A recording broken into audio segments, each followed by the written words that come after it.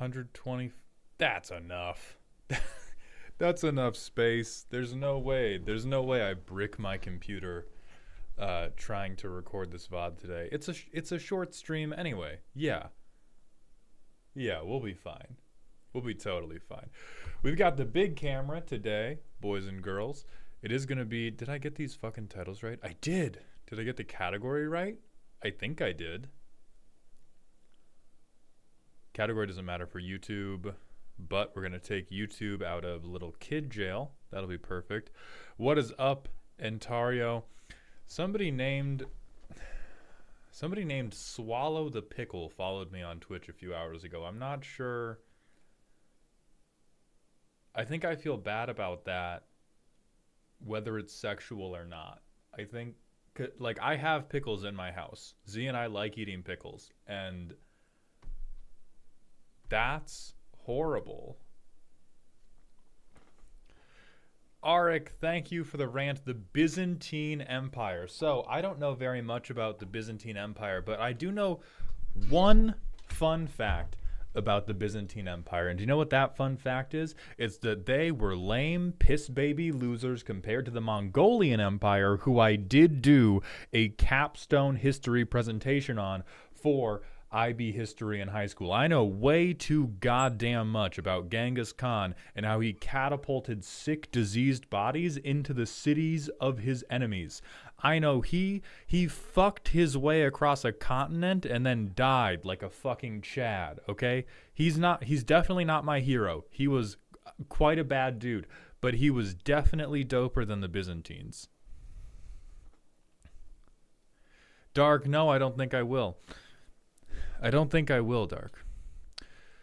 What's up, Keon? So today we have at least 2 roasts. I'm not fully sure whose they are. I know Relic's one. I know Relic is one of them, and I think we have at least one other. Oh yeah, oh hell yeah. Yes, Huffdud, please and thank you for kicking off today's political vamping. So, Huffdud, what happened was, or allegedly what has happened is the Trump administration has arrested an active judge for aiding and abetting a illegal alien escape arrest. So their story is a judge was helping an illegal immigrant avoid getting detained by immigration authorities. Based on the articles that have been written, ICE showed up at a state courthouse to try to arrest this dude with the incorrect warrant type. They had an administrative warrant, which I do not know the specifics of what an administrative warrant allows you to do versus a judicial warrant, but the judge told them, hey, this is not the right warrant for you to come barging into my courthouse. Get the fuck up out of my face. Get the fuck up out of my face. And then ICE saw the dude leaving from a different door and chased him down on foot. And their argument is that because the judge allowed this person to leave through the jury door rather than the front door of the courthouse, and the judge did not allow the ICE agents into the non-public areas of their courtroom in defiance of the actual warrant that they had, by the way. Their warrant did not enable them to go into that area of the courtroom. It counts as aiding and abetting an illegal alien. And also, they are arguing... Katozumi, thank you for the 10 gifted Tier 1 subs, my friend. Welcome to Dog Heaven. They are also arguing that people no longer have Fourth Amendment protections, which, if you're familiar with the Revolutionary War, should be somewhat concerning. Get out of here, AI. Wow. Of of all the well, not of all. I think any amendment that they're arguing they don't have to pay attention to is a troubling one. They are specifically arguing that that immigration authorities, so ICE, no longer has to respect your Fourth Amendment rights because we are at war with Tren de Aragua, which is their current like figurehead gang. They basically, for $1, name a gang. For $1, name a gang, and the gang they have named is Tren de Aragua. And so now, what the government is doing is they're just saying, we believe this person is a member of Tren de Aragua, or Tren de Aragua. I don't know I don't know the correct pronunciation, but it's, you are associated with Tren de Aragua. And so now you don't have constitutional rights. Riffle, it's not even that illegal immigrants don't have constitutional rights. It is that we are at war with this criminal organization. And because we are at war with this criminal organization, they can invoke the Illegal Aliens or like Alien Enemies Act and disregard anybody's constitutional rights. They are leading the charge with illegal immigrants don't have constitutional rights, so of course we can deport them, do whatever. But now, because of basically in the wake of like 9/11 and the Patriot Act, they've positioned them as like, these are terrorists and we are in a war on terror, so we are allowed to disregard the Constitution in our pursuit of these terrorists. Which is hot bullshit. And because I was reading about this and it made me angry, and I thought, well, if I was a bad faith person arguing online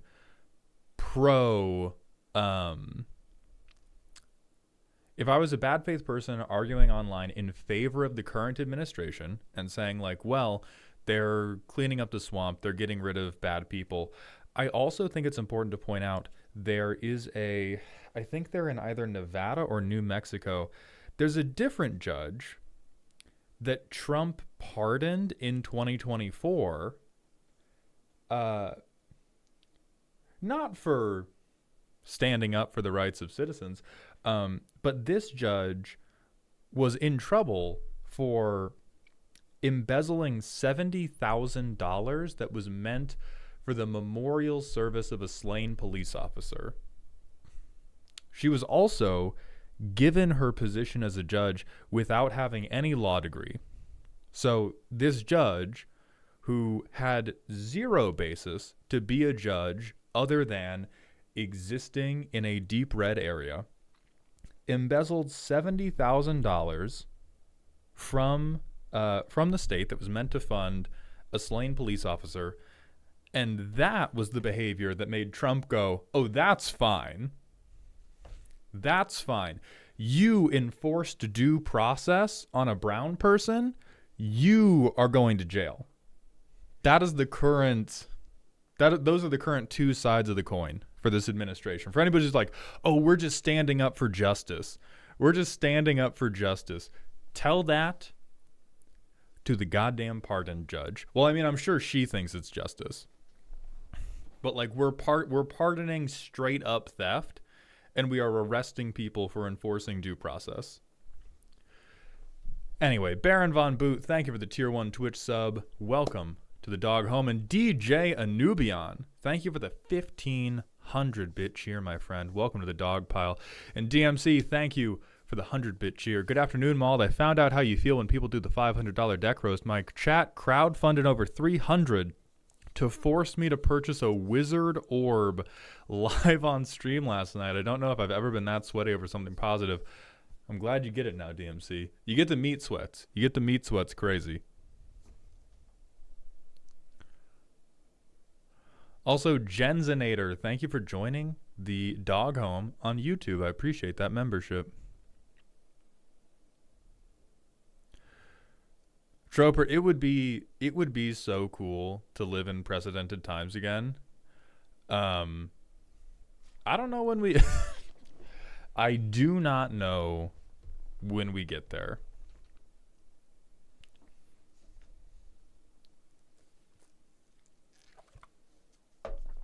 But anyway, I know that we have people going today. I know that at least one person we're going to be on the lookout for is Ancient Relic. And let me pull up the name of the other person who I was confident was going today. Switch DM. Switch is the other person who I believe we had coordinated with to go today.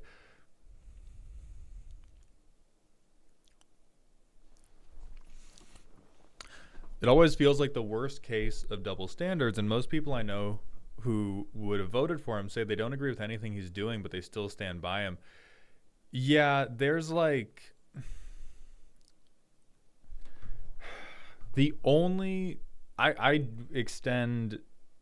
I don't think any sympathy to anybody who actually voted for Trump and will stand up and be like, I'm proud of that. The sentiment that I can understand is confused people who are thinking like, well, something's not working because my life is bad. I think that's a very true sentiment to have, especially over the last like 4 to 8 years. It would be a much easier argument if many Democratic policies had not been paper successes and like material failures in terms of being able to make people feel better about their lives. Now, these people were then like, oh, I'm confused. I will burn down the entire country in my confusion, like the literal worst Pokemon ever. So that's where my sympathy stops. But yeah, like I think the we stand by him anyway is we're just upset all the time, and this guy's making big, strong promises, and everybody we're used to seeing up there politically has made a bunch of like half-hearted promises, and he's lied, but now I feel real jazzed up about it.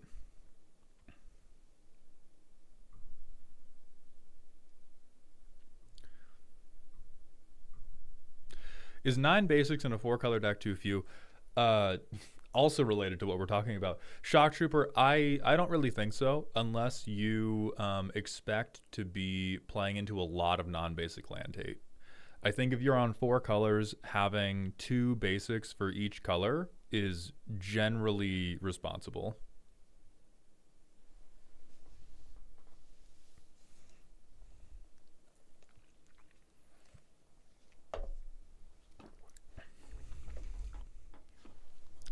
Anathemancer is the greatest creature of all time. Prove me wrong. Okay. Okay, this is a pretty good creature. It's going to be difficult. It's going to be difficult to get a defense against this, but let me think. So it's Rakdos. That limits it in a way. It's Unearth. I might be able to call that bullshit because you get to play it twice. I do love non-basic hate. I do love it being targeted hate. Not sure how I'm going to manage one. I think I got it. He's got this shit on. Bozo. Fucking dumbass. I'm sorry. I don't see a Anathemancer with a Flavor Flav clock on a dragon. I don't think Rakdos has put the Cuban link on the dragon's chest like that. Fool.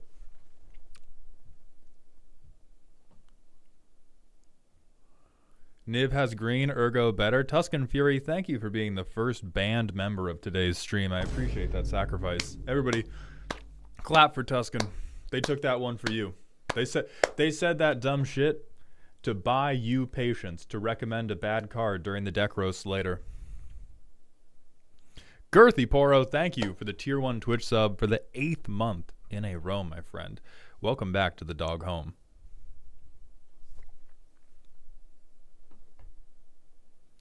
Then we have a random smasher pass from Starry-Eyed Nightwing. Also, Too Mad to Play. Thank you for the Prime sub for the 3rd month in a row. Welcome back to the dog home with those Jeffrey dollars, my friend. Ape of Justice, thank you for joining the dog home on YouTube, my friend. I appreciate that generosity. Dale, absolutely, yes, you can, as long as that email, I mean, legitimately, like, as long as the email comes before I'm halfway through your deck, you can email me a different deck list.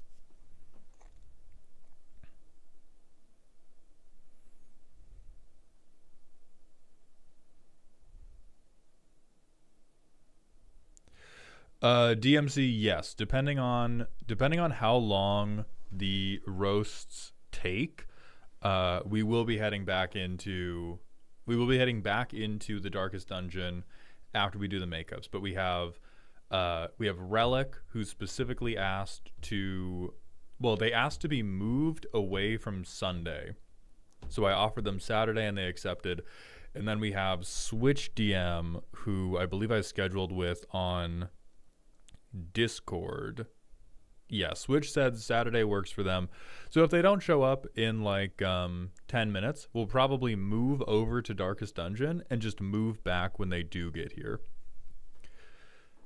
Benji, to submit a deck list for roasting, there are 3 methods. We do a free roast stream on Twitch every month. The next roast stream is going to be happening on Saturday, May 3rd. That's going to be a raffle that you buy into with Twitch channel points. So it is free monetarily, but you do need to give me attention. And then you can buy into it with your attention.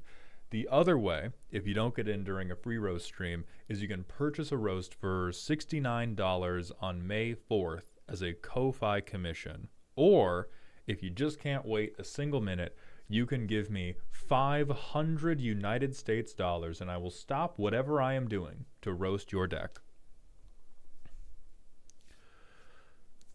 Jester Clown says, save up channel points on the day of the raffle. Casey, if I emailed you about today, or if I told you on Discord today, then yes, it's today. What Patreon handle did you give?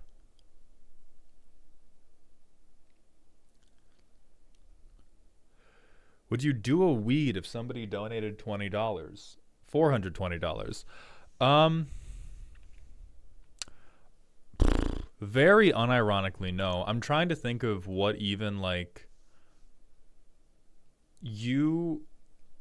I'm trying, because like obviously for the instant deck roast I was like, oh, I don't really want to do that, but I'll give you, I'll throw out the price of $500 because obviously for a shitload of money I'll do whatever. But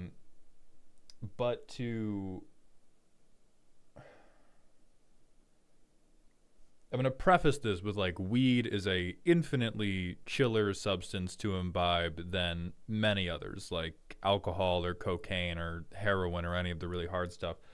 But the price for me to not only derail the rest of that stream, because I'm going to be high as shit, but the price for me to like glorify drug use high on stream, that is so much money.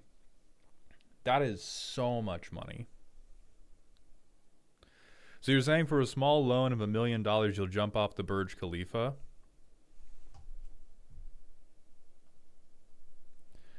And I think it would be against Twitch TOS anyway. Like even if the wheels were like it would have to be so much money.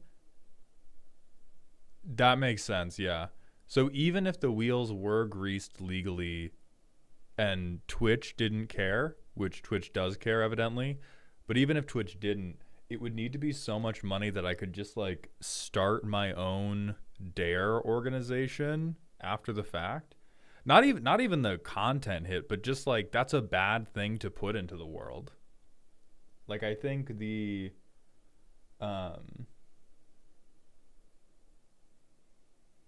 not to sound like an angry grandpa, but I like don't but I don't think it's good to be a pothead.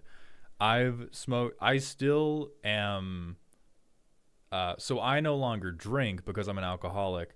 I have not restricted myself the same way in weed. I smoke very, very rarely, but I still do. And it's like,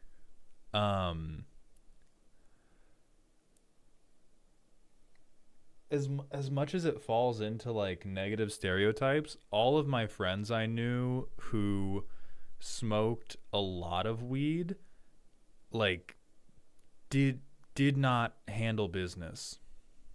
They did not like their lives. It was definitely like, hey, great recipe for playing Mario Kart on a Friday night, but it would never be something that I would be like, oh yeah, just rip it up whenever. Hell yeah. As much as I am a goofy goober and I'm always down for a good time, it's really just not a like whenever thing in my mind. So even if it did not present a legal issue, legitimately, I don't think I would even blink about it under six figures. You could show me like, and I don't even think I'm doing it for 100,000 on the dot. I think you could show me a briefcase with like $90,000 and I would just casually wave you off. Is how strongly I feel about it. Feeling Froggo, thank you for the Prime sub, my friend. Welcome to the dog home. I appreciate that generosity very much. Oh yeah, and we have a random smasher pass to do for Starry-Eyed Nightwing. Pass, it's a book. It's a book. How many channel points is it for the free deck roast next time it's available? Shrapnel, we're going to be upping it to 2,000 channel points a raffle ticket, but the raffle tickets are still going to be capped at 10 per person.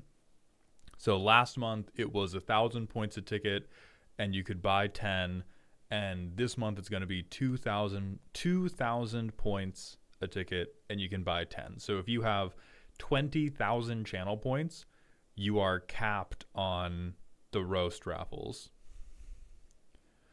But Mauled, what if smut is contained inside? That doesn't mean I'm gonna fuck the book. At that point, listen, if it's reading smut, all reading is hallucinating while you stare at a dead tree. And so at that point, we're doing a smasher pass on my own imagination, which is always smash because I'm a creative genius.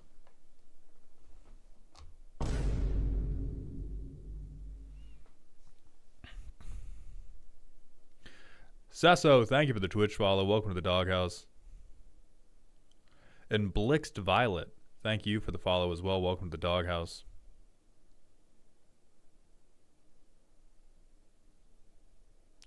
What happens when you win the raffle? Do you have to have the deck ready immediately? Jester, yes you do. If you win the free roast raffle, I'm going to say you need to have the deck ready at least during that stream. You may not put your deck raffle or like put your one raffle on layaway for a different time. And Elikman's question, you alluded to the idea that gifting subs could let us get custom card reviews without the requisite channel points. Is there a set rate for that? Yes. I'm going to say I'm going to say 500 bits or 2 gifted subs. However, I will still elect not to redeem them during roast streams. Jester, it can be via email, or we also have a free Discord you can pull up an invite link for with !Discord. And so it can either be via Discord or via email. And it won't be that difficult to hook up. Aubrey Flames and Ryan, thank you very much for the Twitch follows. Welcome to the doghouse, my friends. Trey P, I will accept deck lists that are not on Moxfield. I do want you to understand I'm probably copy pasting it into Moxfield. I really dislike how Architect looks. Oh, it's just Ryan. Okay. Thank you for the correction, and thank you for the tier 1 Twitch sub, my friend. Welcome to the dog home, Ryan. And Magic Mirror, thank you for the Twitch Prime sub. Welcome to the dog home, my friend. I appreciate those Jeffrey dollars. But anyway, the Architect playtester is also like straight up impossible to capture appropriately for VODs. And so when if I think your deck will be funny to Goldfish, it is definitely getting copy pasted into Moxfield, because if I do it on Architect, you are not making the VOD. I can promise you that right now. For free, you are not making the VOD. D-Man, thank you for the 10-bit cheer. Please, God, do not submit from Tapped Out. Please, Derek, I am begging you personally. I have looked at a Tapped Out deck. It is possible, if you send it to me on Tapped Out, the first thing that is happening is I am spending 5 minutes copy pasting it into Moxfield. Anyway, D-Man, thank you for the 10-bit cheer. I'm making onion rings with Baja sauce. Who wants some? What in the holy fuck is Baja sauce? What if I submit a link that goes to my deck list on Arena? Whitebread, I ban you. Thank you for that teaching moment for the class. I ban you instantly.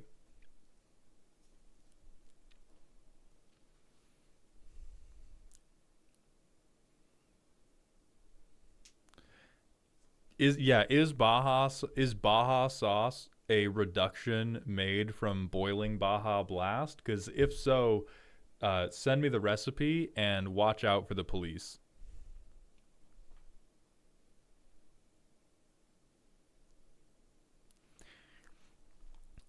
Dark, somebody kind of did that. I'm sending a link that's just a Google Drive folder containing individual images of all 100 cards. We had somebody, when we did the Alexander Clamilton deck, they were like, oh, a bunch of these cards need to be in foreign languages. And so they sent me a separate Google Drive link that had the like 20 card images for, oh, this one's in French. Oh, this one's in German. Why do I dislike Planeswalkers? Because they suck. First of all, Exhibit A, bald. Exhibit B, bald. What else do you need?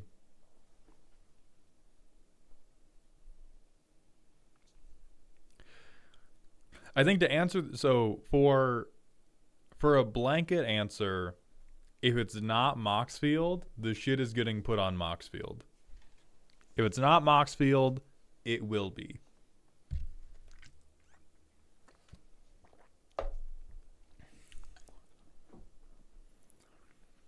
Second question, why do you hate bald people? Listen, as a soon-to-be bald, every time I get a letter in the mail offering me membership in the cabal, as we call ourselves, it's always devious shit. Listen, it takes one to know one, and I'm a liar. I'm an untruther. I'm a scoundrel. And so are all the balds. When we talk about things, we don't talk about waxing routines. We don't talk about how sad we are that we don't have hair. We cry about that in our bathroom on our own time like adults. We talk about how to lie to you people, how to trick you people. Okay? That's what we're about. And that's what I will eventually be about. But I fight against it every day for you. My refusal to shave this embarrassing wispy mess, that is for your souls. Okay, not mine. Mine's already gone. Claimed by the cabal.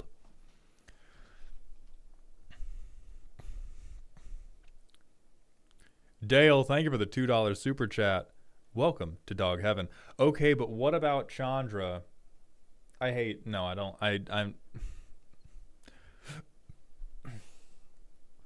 legally cannot say I don't fuck with Chandra, but Chandra, bitch, FR.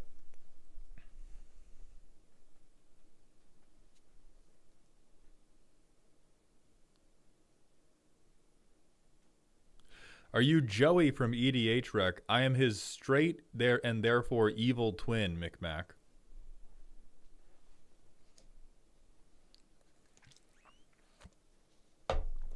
Elveril, hey, terrible thing to tell you. I use finasteride and minoxidil. This is the saved hairline. This is not the interventionless hairline. This is hairline post-intervention. I shaved my head this morning. I'm sorry for your loss, D-Man. My condolences. That hurts. That hurts so much more than every other bald joke that's ever been made. My condolences. Fuck you. Fuck you, bro.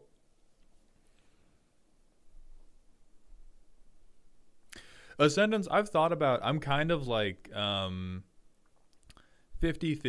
on getting a hair transplant and getting just the toupee. I'm not trying to. Now, like, I think it's important to mention there are some people that look good bald. Like Northern Lion can pull off bald really, really well. If I was gonna go bald. It's not in this photo, but I swear to God, he can look okay. Um, but if I was gonna go bald and at least have like a good face shape for it and look distinguished, I would be much more open to it. My friends, I have a green goblin dome. I have had to shave my head once for college as part of a like rowing hazing thing. I know what I look like bald. This is not new ground for me to traverse. I have been I have been to the horrors beyond our current reality. I have seen them, and I have run screaming from them back to the realm of a receding hairline.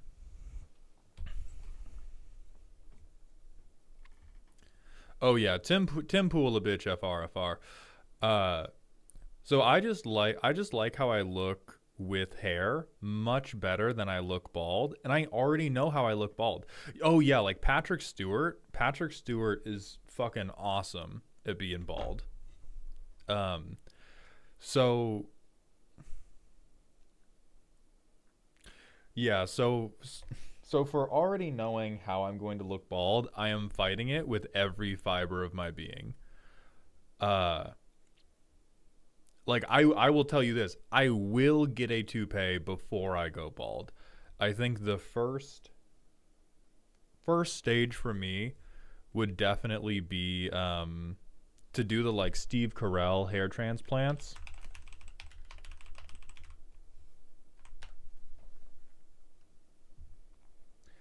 If they get me the Steve Carell, I'm set for life. Okay? Z has been one of the biggest proponents of removable hair willpower. They were the one who when I was talking about getting a hair transplant, they were like, "Oh, why don't you just get like a toupee that you like swap out every week?" But yeah, so getting hair plugs is probably going to be the step that I take before getting a toupee. Um, New idea. Learn how to do makeup really well and just pull a Voldemort and put a fake face on the back of your head. That would be a good bit. That would be a pretty good bit. I wouldn't mind that.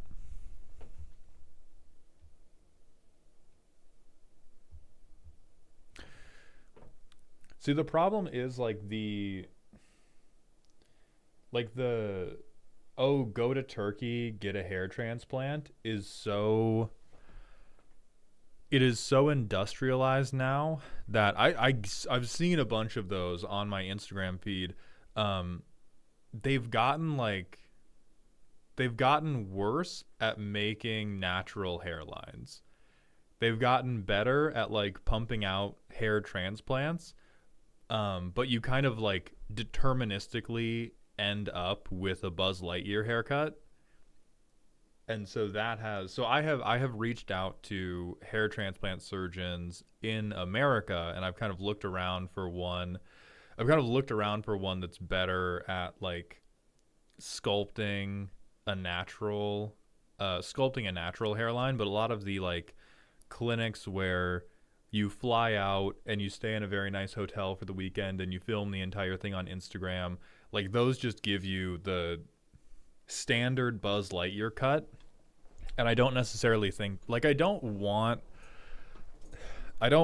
hair just to have hair. I would get a hair transplant to like how my hair looked more.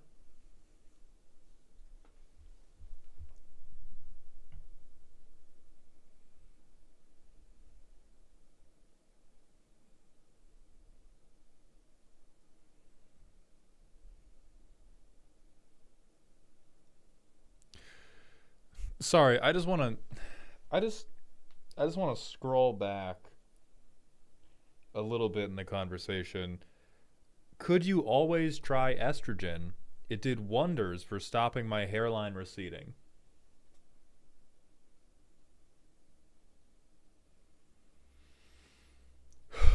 Thank you for that very, very kind suggestion, Oatmeal. Also, no. I have actually, Xavier, you got to go to bed. Uh, I do not have to look at all solutions. No, I don't. This is not the child marrow thing again. Elveril, I've been on FinMin for like over a year, and even though I sometimes still doom about it, my girlfriend tells me that it has stabilized the hair loss. So it's not getting any worse. Um but also, like, if I'm going to get gender affirming care, I am going to get on TRT. From my time as a failed Olympic hopeful, I was very in touch with my overall health, and I got a ton of blood work done, and I was watching a ton of different variables all of the time. And I know for a fact that in general, I am frustratingly low testosterone. It was a big problem for me when I was training because the WADA is incredibly stringent about letting you get a testosterone prescription. And my testosterone was like, the doctors I was seeing said, well, your pituitary gland, like, your glands work, but you are producing the testosterone of a 60-year-old male rather than a like 20-year-old active male. And so you're at least like partially overtraining into the dirt, because that can fuck with your testosterone. So we recommend you stop that, and then we recommend you come back and you get blood tested again when you're on a more like reasonable cardio schedule, because doing a lot of heavy cardio, and by a lot I mean like more than 8 hours a week, will tank your testosterone no matter what your genetics are like. If you do a crazy amount of intense cardio, your testosterone's going through the fucking floor. So I stopped. I took like a down cycle in my training program, came back, testosterone still dog shit, and they were like, damn, dude, that sucks, actually. Damn, bro. Good luck. And so my testosterone's still bad. And I did like a great number of things to try to like maximize natural production, but I could never take testosterone because I was in a WADA testing pool. And so if I ever get gender affirming care done, it is going to be shooting steroids into my fucking butt cheek. Thank you very much. Because I have friends who were struggling with like similar issues and got on testosterone right after they like got out of rowing, and they were like, oh, this is way better actually. No, this is a massive difference in my quality of life. And not even bodybuilder level roid rage, but the like the reference range at the with the doctor I was working with was like 242 at the low end, and it was like in the 800s or 900s at the high end. And the friend in particular I'm thinking of went from a similar situation of being like 200 before to just 600 after, and they were like, yeah, night and day. My life is so much better now.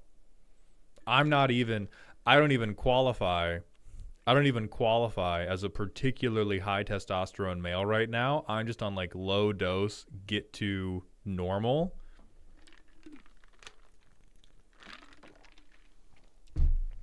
So anyway, if you've never seen an endocrinologist in your life, please go see an endocrinologist.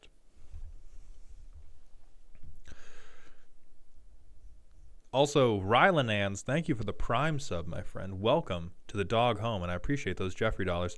Also, Jenzinator, I'm thinking of making a 5-color Pips Matter deck. Should I use Niv Mizzet Reborn or Omnath Locus of All? First of all, Jenzinator, thank you for the $5 super chat. Welcome to Dog Heaven.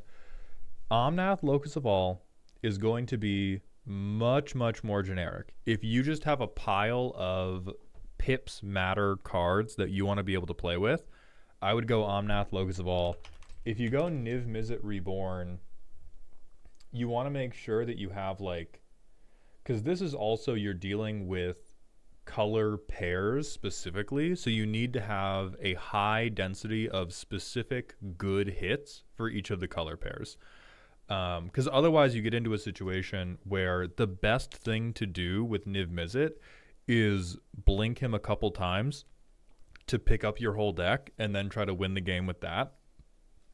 Versus Omnath Locus of All, you do the ramp thing.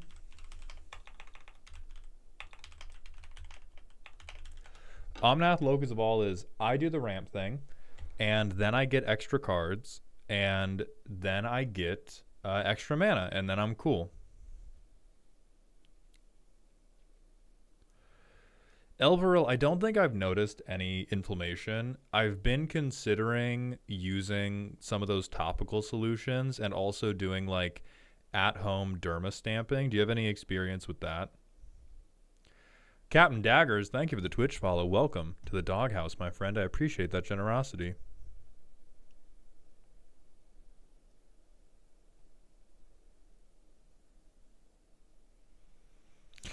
Hey Mald, speaking of hair loss, have you tried super glue? Yes. Yes, I have.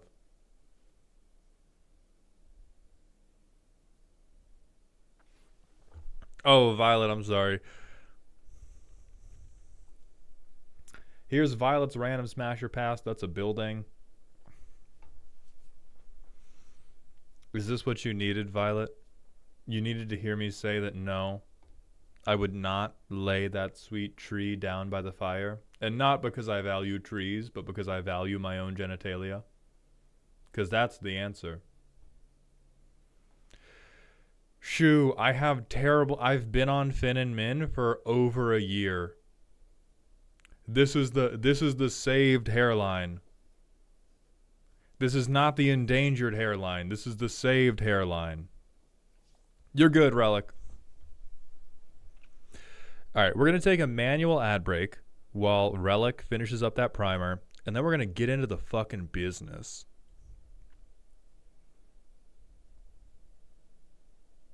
Can we see an old pic of yours?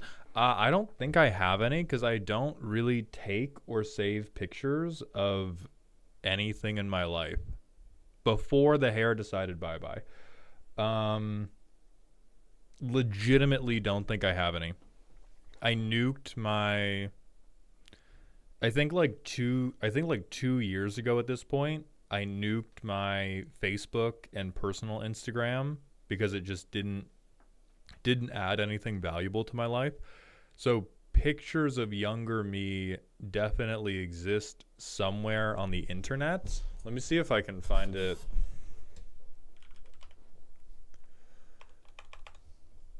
No, I don't know where I would. Yeah, pictures of it exist on the internet, but I don't have any of them.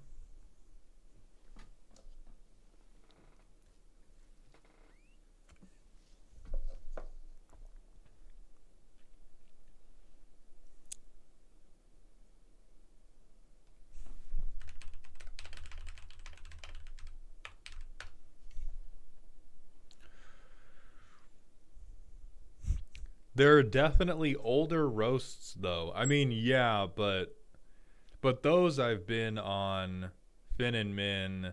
I have been on Fin and Min since before the deck roasting began. Jisul K, thank you for the Twitch Prime sub, my friend. Welcome to the dog home. I appreciate that generosity very much. What's up, Seagal? Good to see you, my friend.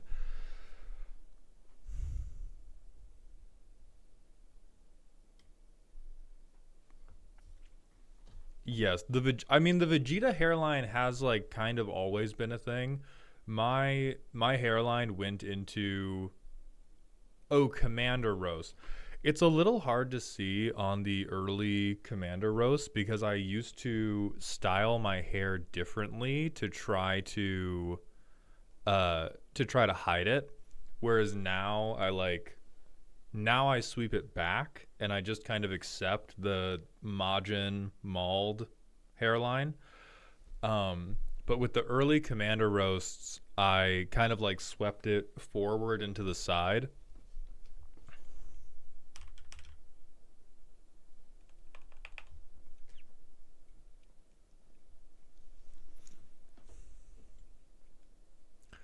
So is your lack of hair why you named yourself Mauled?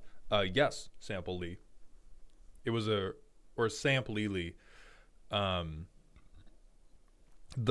balding was 100% why I used the name Maldhound.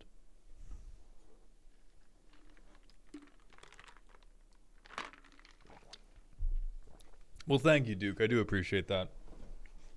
I do think there is some world where I go fully bald, and that's probably a world where I'm way more buff. Like, it's probably a world where I am on TRT, I'm working out a lot more, and I'm just bigger.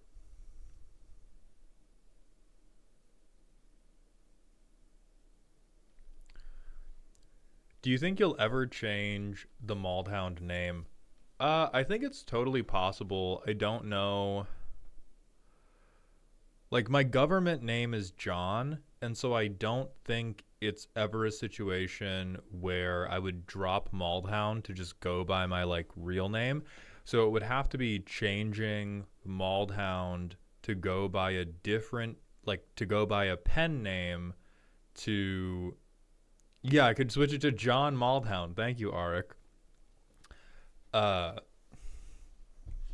So I could just swap it to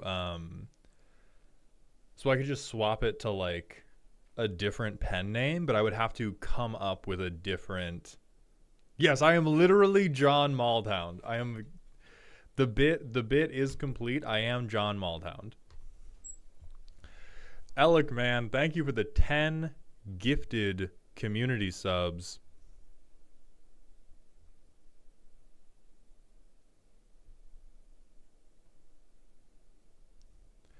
Welcome to Dog Heaven, my friend. I appreciate that generosity so much.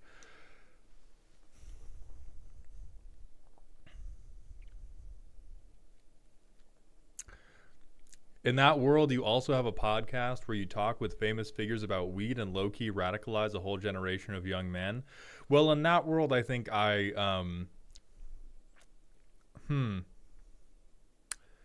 keep saying, like, no, in this world I would do blank, and then I'm like, Twitch TOS. That's a thing.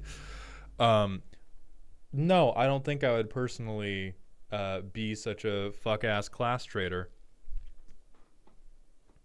Andrew Tate's not fucking buff. Andrew Tate is like, bro looks straight up buoyant. Andrew Tate is a straight up, like, he is a slightly inflated twink. I don't know of all. I can't even say that because he's perpetuated some crazy ass lies. But I think of, like, all the lies that Andrew Tate perpetuates, the one that just immediately falls apart on any inspection is that he is like some jacked alpha male. Like, bro is built like a bottom. Bro is built like the most power bottom I have ever seen in my life.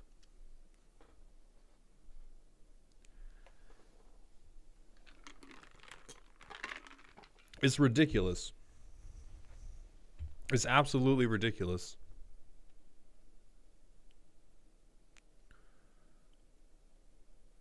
All right, Switch DM is here as well.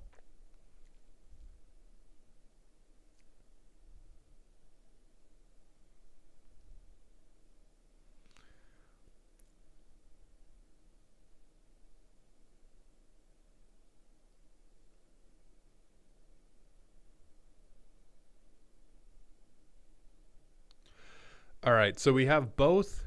We thankfully now, after a clear 50 minutes and 17 seconds of vamping, we have both of our roasties in the chat today. So we're going to start with Ancient Relic and we're going to move on to Switch GM.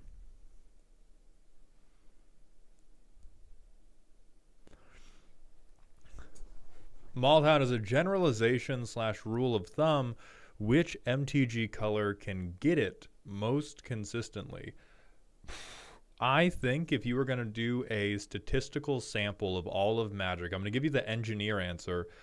It is white, and it is not close because white comprises most humans and angels. So for single MTG color, white clears no competition. I realize some of you are down bad for goblins, and I need you to know that something's wrong. But blue has the most fish. Thank you, Shock Trooper.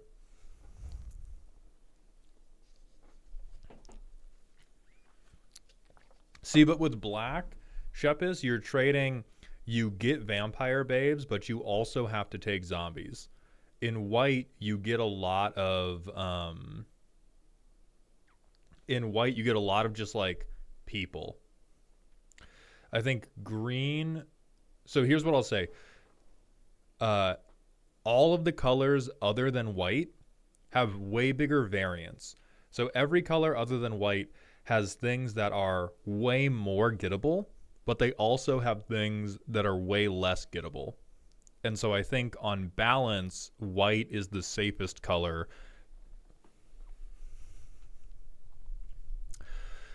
So Pyrolos, important to note, exhibitionist rule doesn't just mean big. Exhibitionist rule means somebody has to be impressed if you said that you had relations with the thing. Right, white also has animals. Like, it's not everything is. I think it's just that, oh, so you're down? D-Man, thank you for the 100-bit cheer. Malton, I remember when you searched Goblin short stacks for Baldur's Gate 3. Don't lie to me, son. I'd never lie to you, D-Man.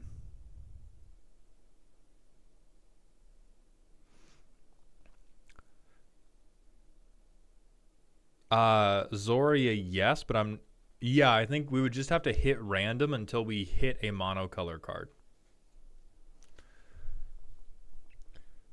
Yeah, like, let me... So if we look at white, and we can't even look at creatures, right? Like, it's just how many white cards do we have in the game? We have 7,000 cards. So we have person, bird, person, clouds, person. So this is already like 7-2, just a person to non-person thing. And then it goes bird, fucked up Eldrazi thing, elephant man, but also person,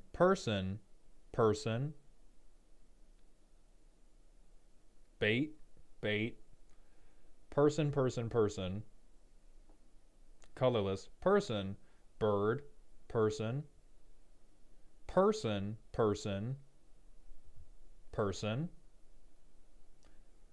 half horse, half man, who wouldn't? Person. And so I think white just clears off of the sheer concentration of fucking humanoids that they get. Yeah, white, as Coyote's pointing out, white also has knights, rebels, clerics, monks. Like, elves are holding it down for green, and then green also has to contend with every horrific forest creature you could ever think of.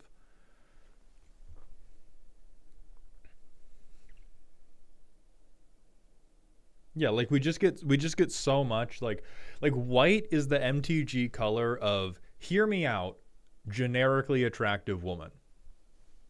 Green hat like white has the fewest hear me outs, and but also the most they just get it.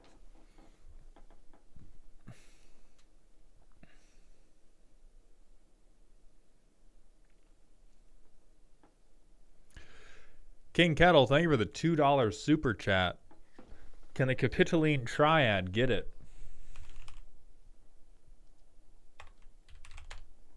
I spelled that so wrong. First of all, thank you for that $2 super chat. Welcome to the dog home, my friend. And can these three giant women get it? I have one thing to say about that, King Kettle, and that's that it'll be a cold day in hell before I spoil one of my own TikToks for $2, you greedy fuck. You fucking idiot. How dare you? How dare you imply that I'm going to spoil what could be $3 of ad revenue over your $2 donation?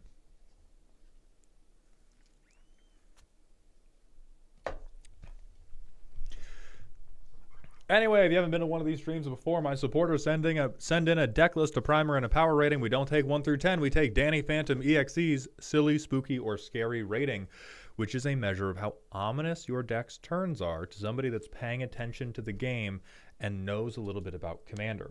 Your primer is a paragraph explaining how you think the deck plays or how you want it to play if it's a work in progress. I will work with you on shitty dreams. I will not work with you on a mountain of lies. You must be honest with me and yourself if we are to succeed. So first today, we are looking at Ancient Relics deck, which is silly, comma spooky, custom Commander. The primer is in Moxfield. Krabal month. We all become the Krabal. The actual commander for this deck is in the primer.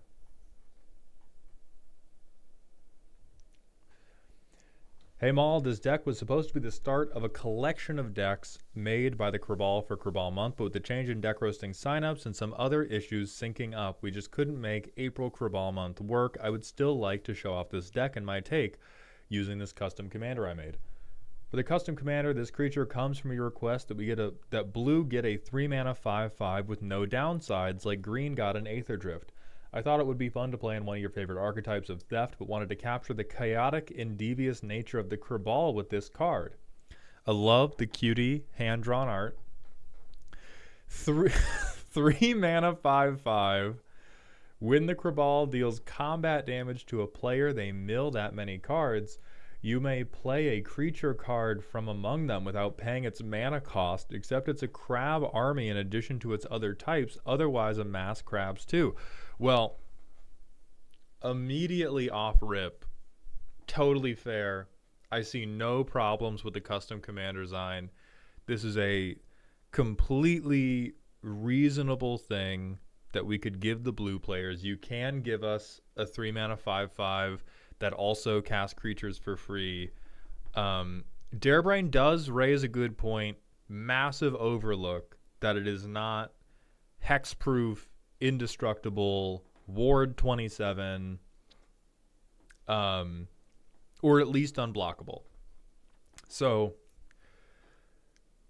let's go into the rest of this roast. Clear eyes, full heart, knowing that any table that has accepted this is smoking something different.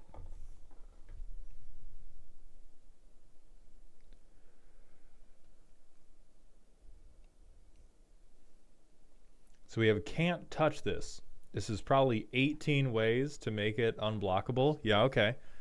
I mean, honestly, again, this is just failure at the design phase. For 3 mana, hey, 3 mana doesn't do anything the moment it resolves. You shouldn't be able to block it anyway. For my take on the Krabal deck, I want to clone my own creatures, so the core of the deck is to make copies of the Krabal and swing it at everyone to steal multiple cards or just boost other armies I've made.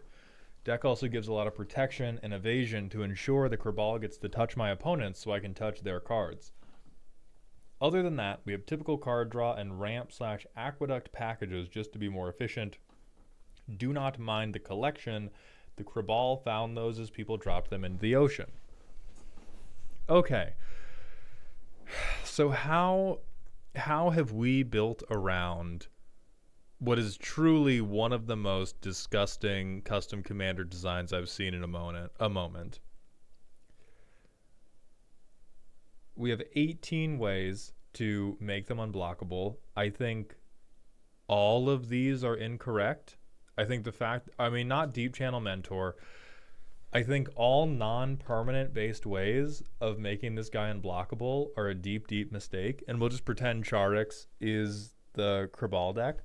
But for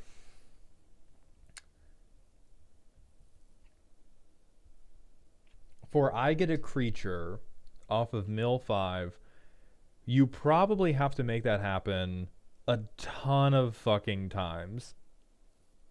Is it okay, all of my unblockability has to be quite bad? That's the penance that I'm paying for having this incredibly broken commander?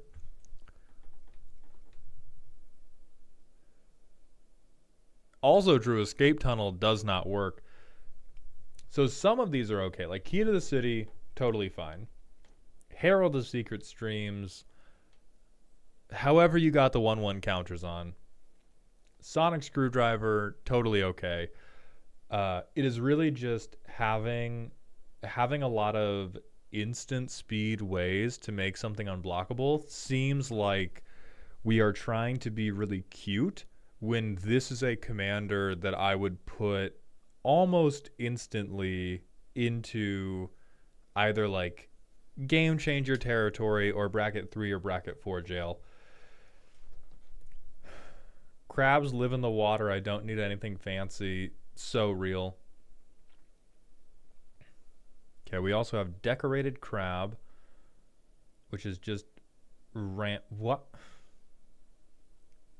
What? Ha? What?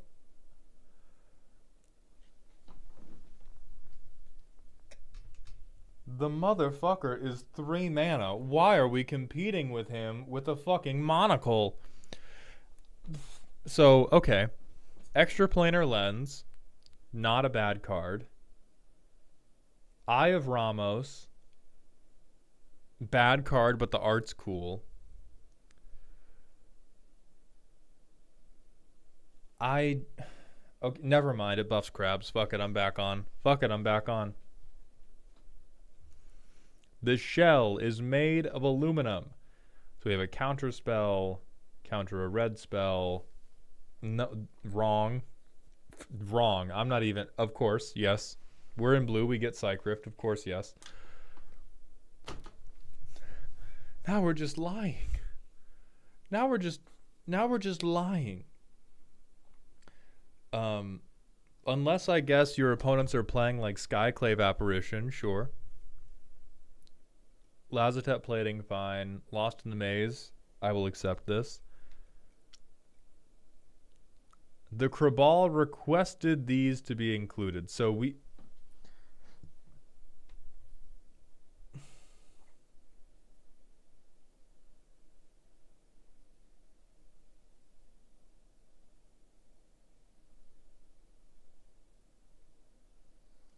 I don't know how many times over the last month or two I have referenced how your mana curve ideally should not compete with your commander, especially if your commander is meant to be the primary method of generating value.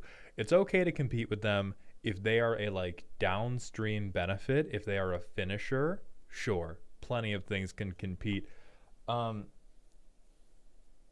I don't know what led the Krabal to hear that and go, well, if I just make it the most common thing I can do in the deck anymore, it's not competition because of an overflow error. It is a good bit to have the middle finger mana curve. But so far, my impression of this deck list is what if what if I got to have an incredibly juiced commander and in return I had to build the worst deck ever around it?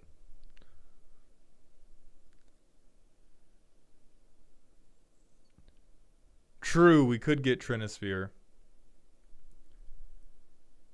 Okay, and then we have duplicators, which isn't bad. I always love I always love a good clone. Fill my claws.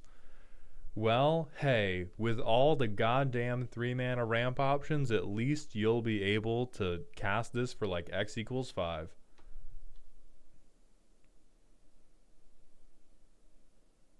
That's what what?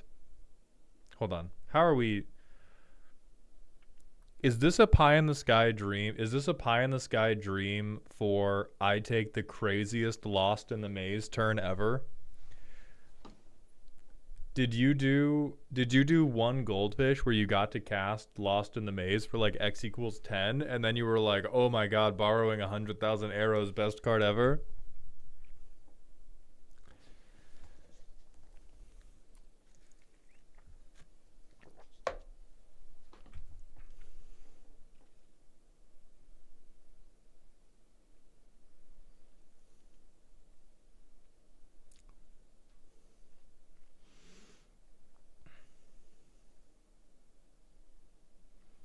I disagree with this on a moral level.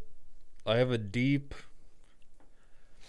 like I'm not a big fan of Catholicism, but you should feel Catholic guilt about Vesuvan Duplimancy in here. This is I'm gathering the card that we have all of the targeted unblockability for. And so here's what I'm going to say about it. When we do Vesuvan Duplimancy, you are essentially like building in a personality disorder from the deck because of how much worse the targeted unblockability is than like having permanent based unblockability and better interaction or better value engines. Like it is a tangible sacrifice. You have sacrificed a lot of what the deck would be able to do at the altar of this needs to be targeted in order for Vesuvan Duplimancy to trigger. But we have one Vesuvan Duplimancy. You have also sacrificed your card draw at the altar of a meme, and the rest of it doesn't really seem to come online unless you have a full $1,000,000. And so now our deck is secretly, I mean, maybe it won't be all this bad in the goldfish, but right now going, okay, I'm going to do all this shit for Vesuvan Duplimancy tells me we are kind of secret commandering this card, and if we don't get it, holy shit, ghost form is so bad. And if we do get it, holy shit, do I have the best deck ever. Some people like decks like that. I don't know what specifically is wrong with them, but I do know that they should never be allowed inside the state of Nevada. What is...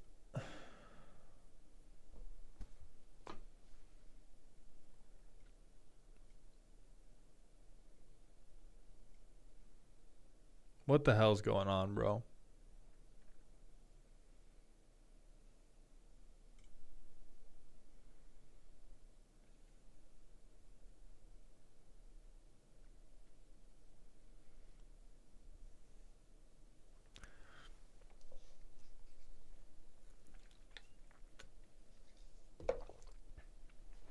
Ugins Ugins is when I high roll, steal a 9 mana permanent from Jeffrey the Dinosaur player, and then spend 5 mana to draw 3 anyway. Relic, please don't dox your location, but if you could just tell me, like, which half of the country you resolve in so that I can call every casino and make sure you're never allowed in, that would be good for you and for me. Like, we cannot let you make contact with a gacha game if this is how we're building our commander decks.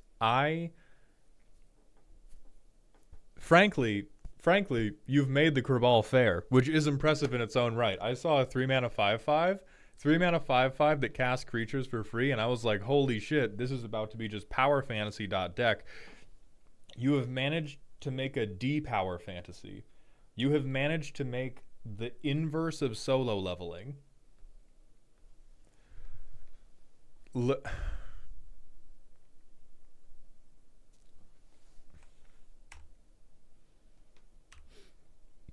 I'm not even going to talk. We're just going to...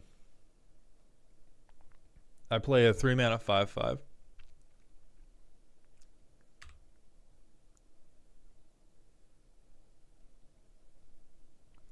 Unblockable.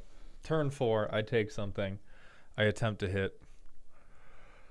Oh, this card is so fine for literally any other deck. You fucking test me. You fucking test me.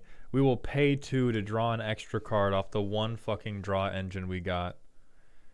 Oh, ooh, misleading signpost. I'm so tricky, but unfortunately, I do need $1 million to cast my spells, so I'm going to cast it now.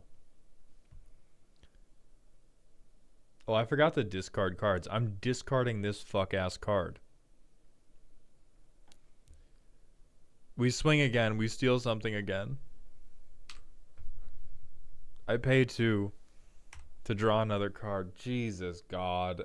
Alright.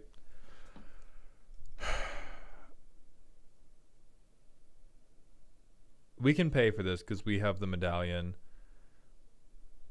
Draw 2.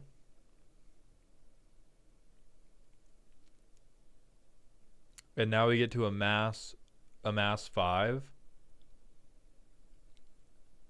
So we have Orc Army. Boom.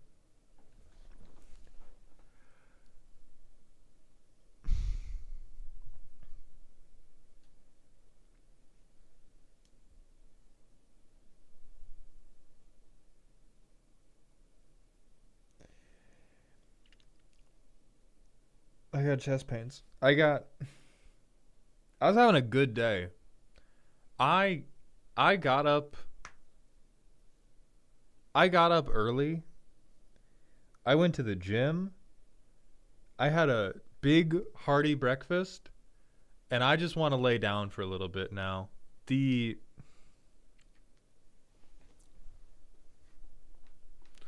Oh sure, so the 5 counters can go on a stolen thing instead of on this Orc Army. So we have, let's see. I'll flip these to be our token. This is the shit we've taken from another person, and one of them has 5 counters on. And like, I mean, Key to the City is definitely carrying here.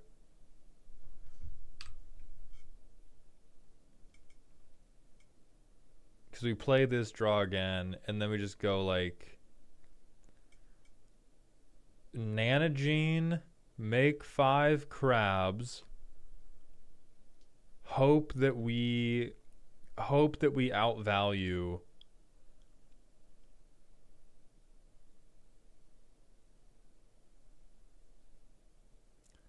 Oh, this could be something playable. So I think the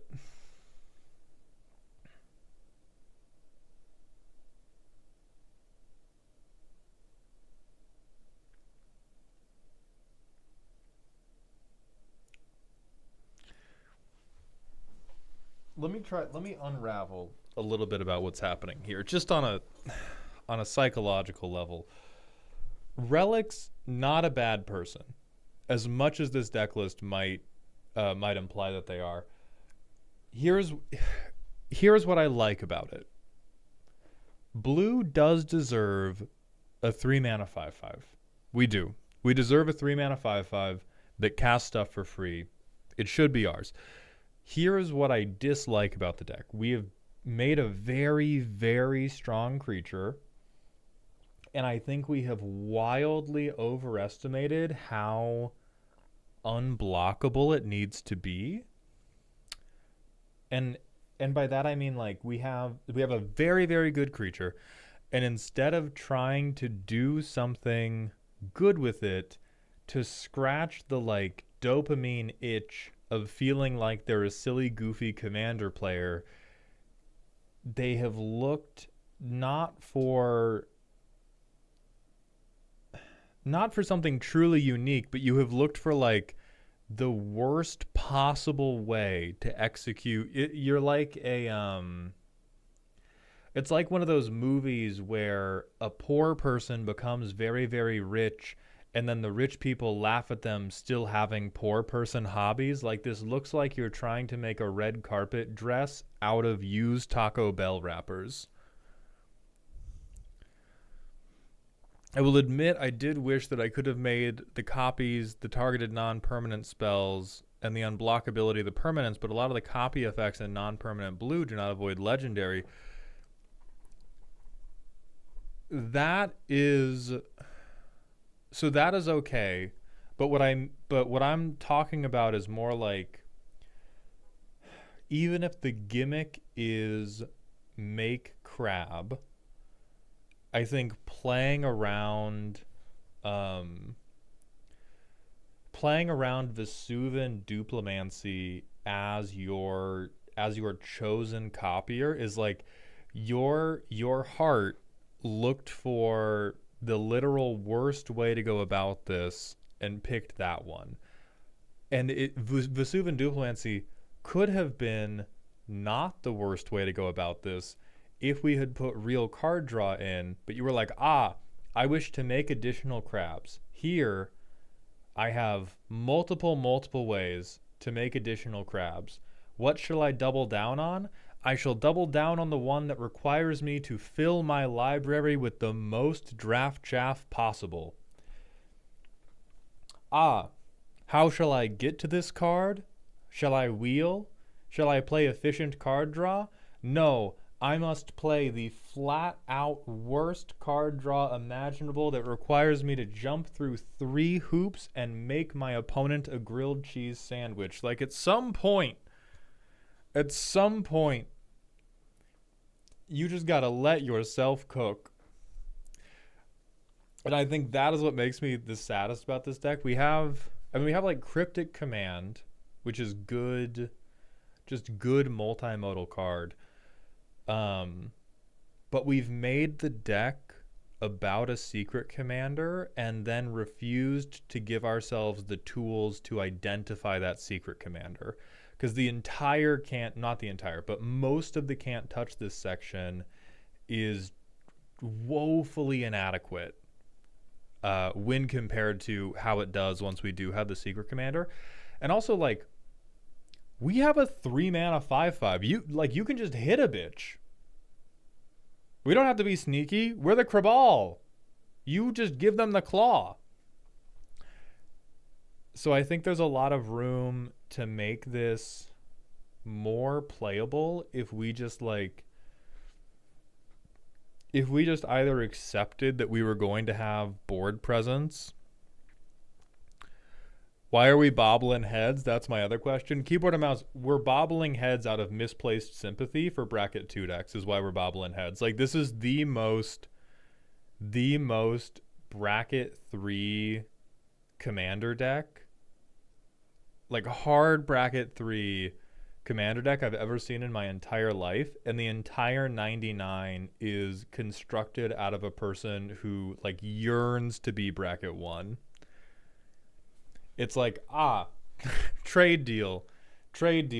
I will have the most absolute fucked up commander ever.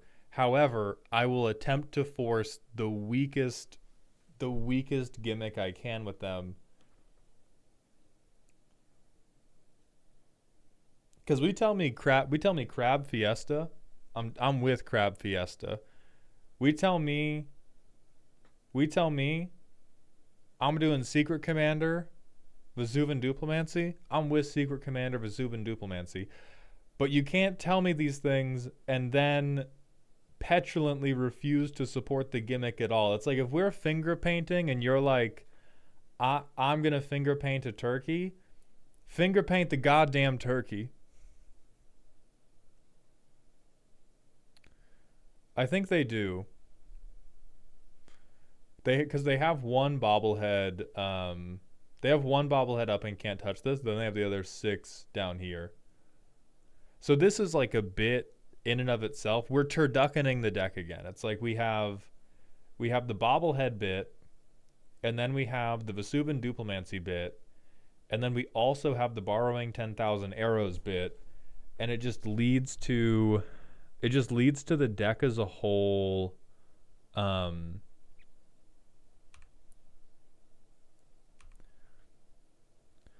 Like everything about this deck is just, this matters more.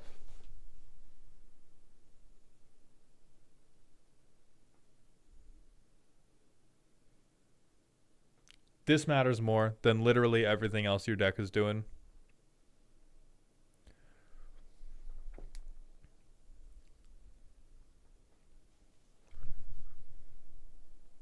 There's also, yes, we have anime foot ads on Moxfield. I have Googled sexy Bidoof for you people. Can we tighten it the fuck up and focus on the horrific foot ad unfolding in front of our eyes?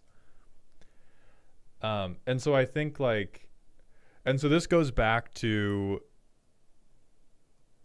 I always want decks to stand on their business.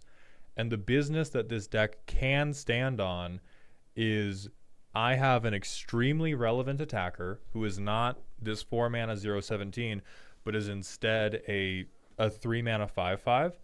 And I can make a ton of copies of the 3-mana 5/5, and I can translate that to value by punching it out of view. And we're like pretending that we still need to little bean this guy, when we could just run people over like a goddamn Dodge Ram 1500, 4x4, Hemi, half-track, double wide. That's what seems wrong to me.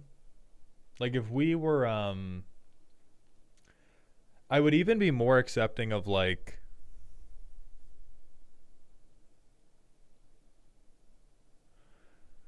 I would even feel better if we were Vesuvan Duplimancying off of all of our protection spells. That at least seems realistic. This seems like we are trying to purposefully take the piss out of our own deck, which is, again, this is like a PowerPoint night rather than a playable commander deck. And I am always very, very stringent about, if your commander deck is a bit, it's infinitely better to be less of a bit and more playable than it is for it to be more of a bit and less playable.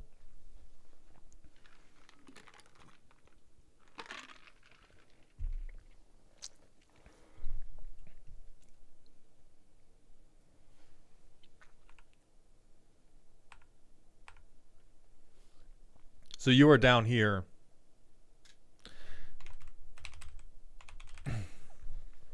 Relic, more than even specific card advice, you have to let yourself out of self-sabotage jail. I understand that you like the very low power kooky cards a lot, and that is totally okay.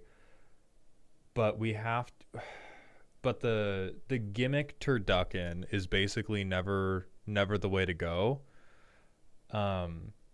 I think if you're going to have a secret commander, the first thing that has to be fixed is the card draw section has to be way more robust. We need way more engines. We need way more wheels, because if your deck's entire experience revolves around resolving, like, the ones that really matter are Autumn Soldier's crazy here, Helm of the Host is crazy here, Blade of Selves can go crazy, after you've broken legendary, ruled a few other things. And with the current version of the deck, Vesuvan Duplimancy seems to be what I would give the title of Secret Commander. And if you're going to go, like, as soon as you tell me I'm doing Secret Commander in blue, if I don't see, like, Windfall and I don't see Jace's Archivist, I think you have, off jump, we've made a mistake in how we're planning to play the deck. If you're like, oh, Secret Commander, but sometimes I don't draw them.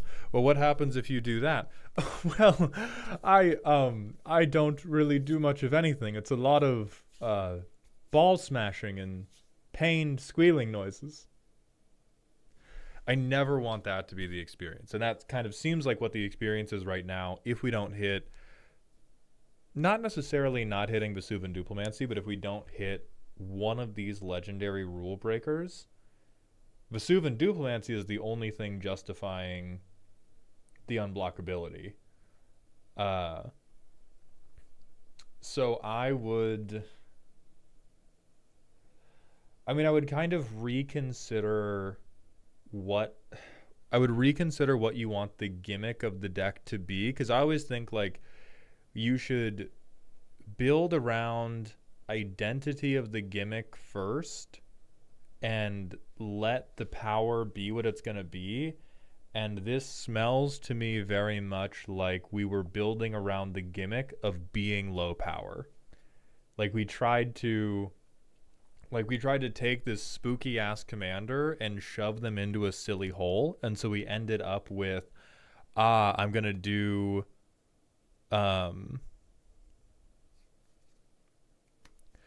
then Relic, if you're not thinking about it as Duplimancy as a secret commander, but we're still justifying like half of these cards off of Duplimancy. Because why do we need... I guess my confusion is what Jurassic Park ass pod could you be playing in where a 3-mana 5/5 has to be unblockable to do something?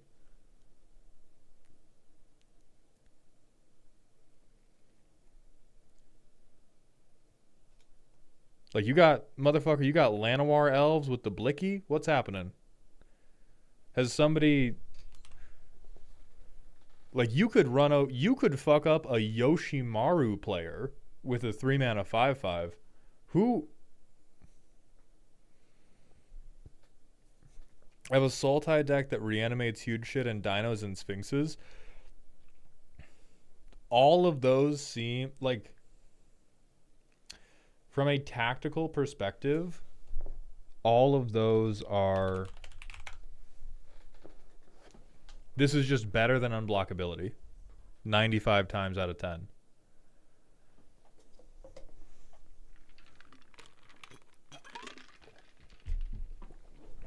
And so then this is leading me to think that this is more of a misunderstanding about like what effective play patterns are.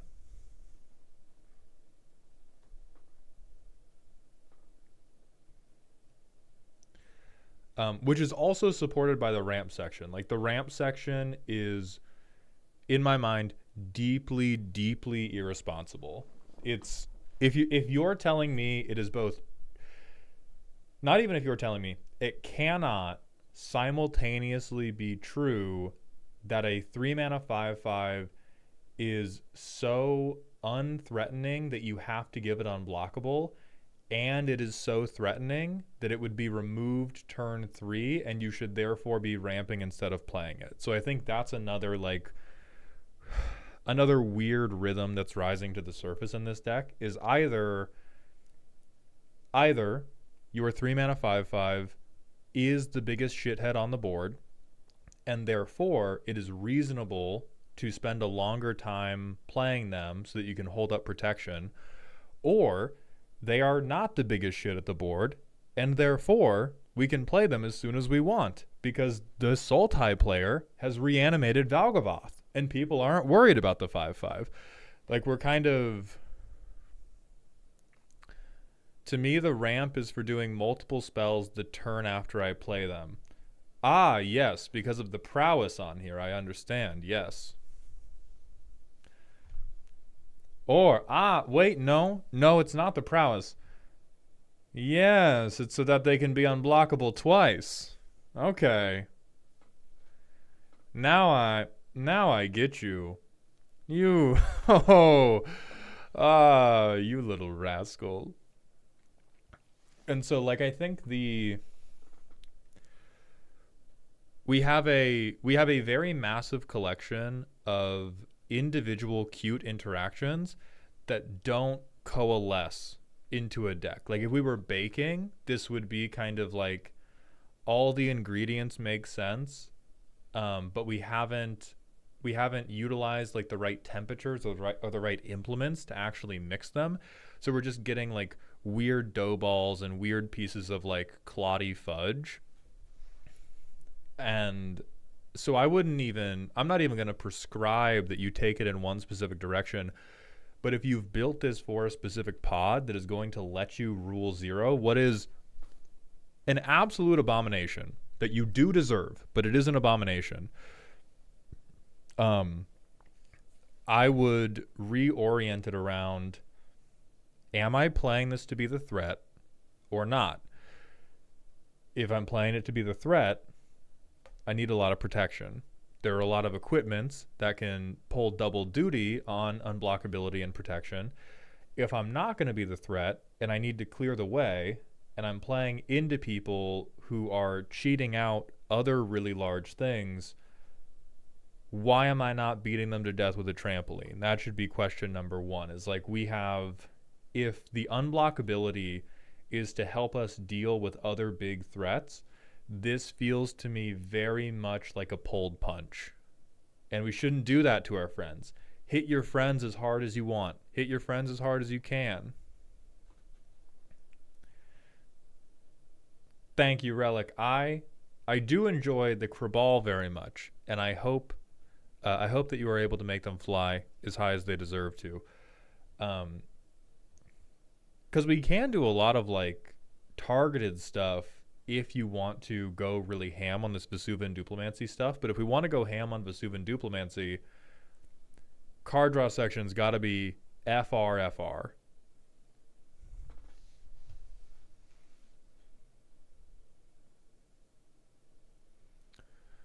All right, we're going to hit a manual ad break to keep the pre-roll demons away, and then it's time for Switch DM.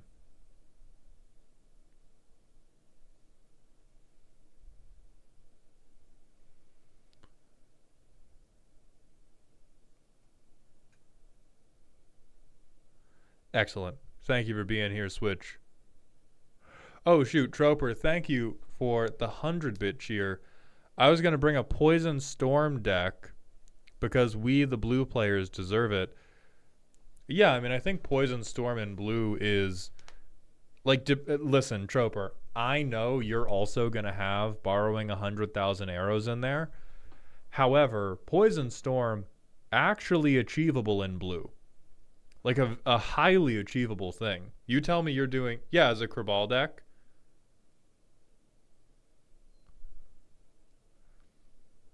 I have no idea why you're doing that with a 3-mana 5/5, but also like I would literally believe that you just have a 3-mana 5/5 as a blocker. Poison Storm is so like, yes, you are the devil, but you are the devil from the Bible, and it was written about 3,000 years ago, and it's still true today. And so just, hey, this 3-mana 5/5, he's really good at getting me not eaten by dinosaurs so that I have 17 minutes to put this necrotizing fasciitis into the air. You got it. You fucking got it. All right, I'm going to use the bathroom, then we'll be right back for Switch DM.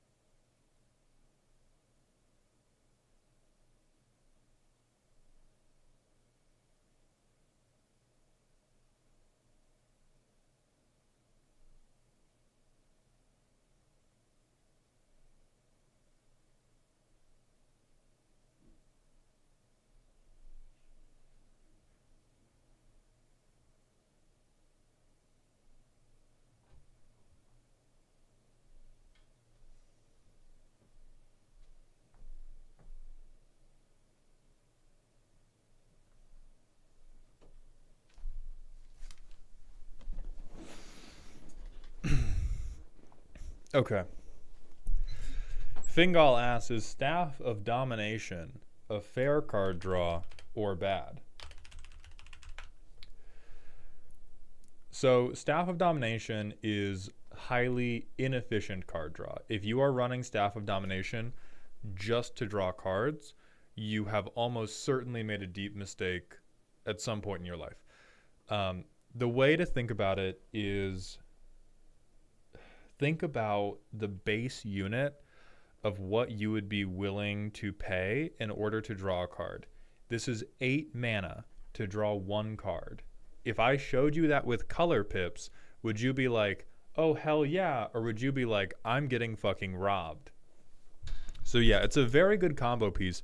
And if you're putting it in because you are doing other stuff with it, and then it's just like, oh, I could also pay 5 mana to draw a card if I had to, then it's fine. But if we look at other, if you look at like blue cards like Chart a Course, the general rate is for 2 mana, I can end up a card if I meet conditions. Or for at least 2 mana, I can end up card neutral. I can also pay 1 mana to just replace. So it's like opt is the lowest level of if I pay, god damn it, I'll do consider. I pay 1 mana, I draw 1 card. And then as it scales up, it gets more expensive, and you can have things like Brain Surge is for 3 mana, I end up with 2 new cards in my hand. Or like Lorien Revealed, for 5 mana, I get to put 3 additional cards in my hand. When you compare that to, for Staff of Domination, 8 mana, I get to put 1 new card into my hand. It feels pretty fucking horrible. And then if you, like, a lot of people will get tricked because they will go, oh, but I can repeat this. And repeatable draw is so good.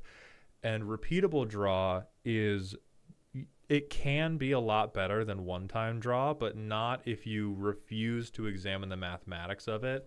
Because Staff of Domination is, it's 8 mana for our first card. Then, if we use it to draw another card, it's 13 mana for 2. So about 6.5 mana a card. Then it becomes 18 mana for 3. So it's 6 mana for every individual card we have drawn. And then it's, and you keep going forward, and the rate will average down towards 5, but 5 mana for 1 card is still never a good cost. If you somehow end up in a situation where you're floating like a deck, I could see this actually being able to appear unfair or even like appear good for a non-combo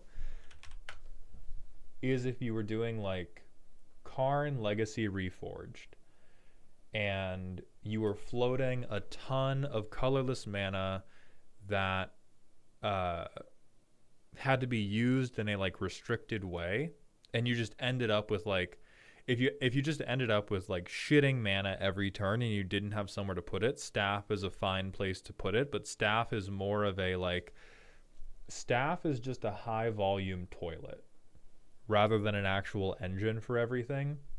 You only use this if you have an incredible amount of shit and you don't want to put it in your own house. And then it's great.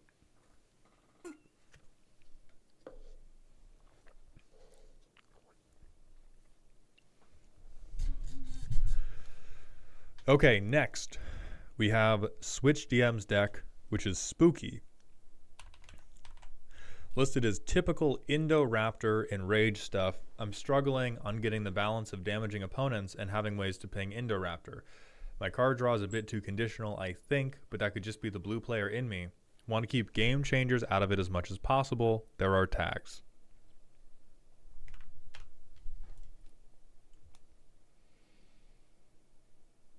So you're a little goddamn liar, huh?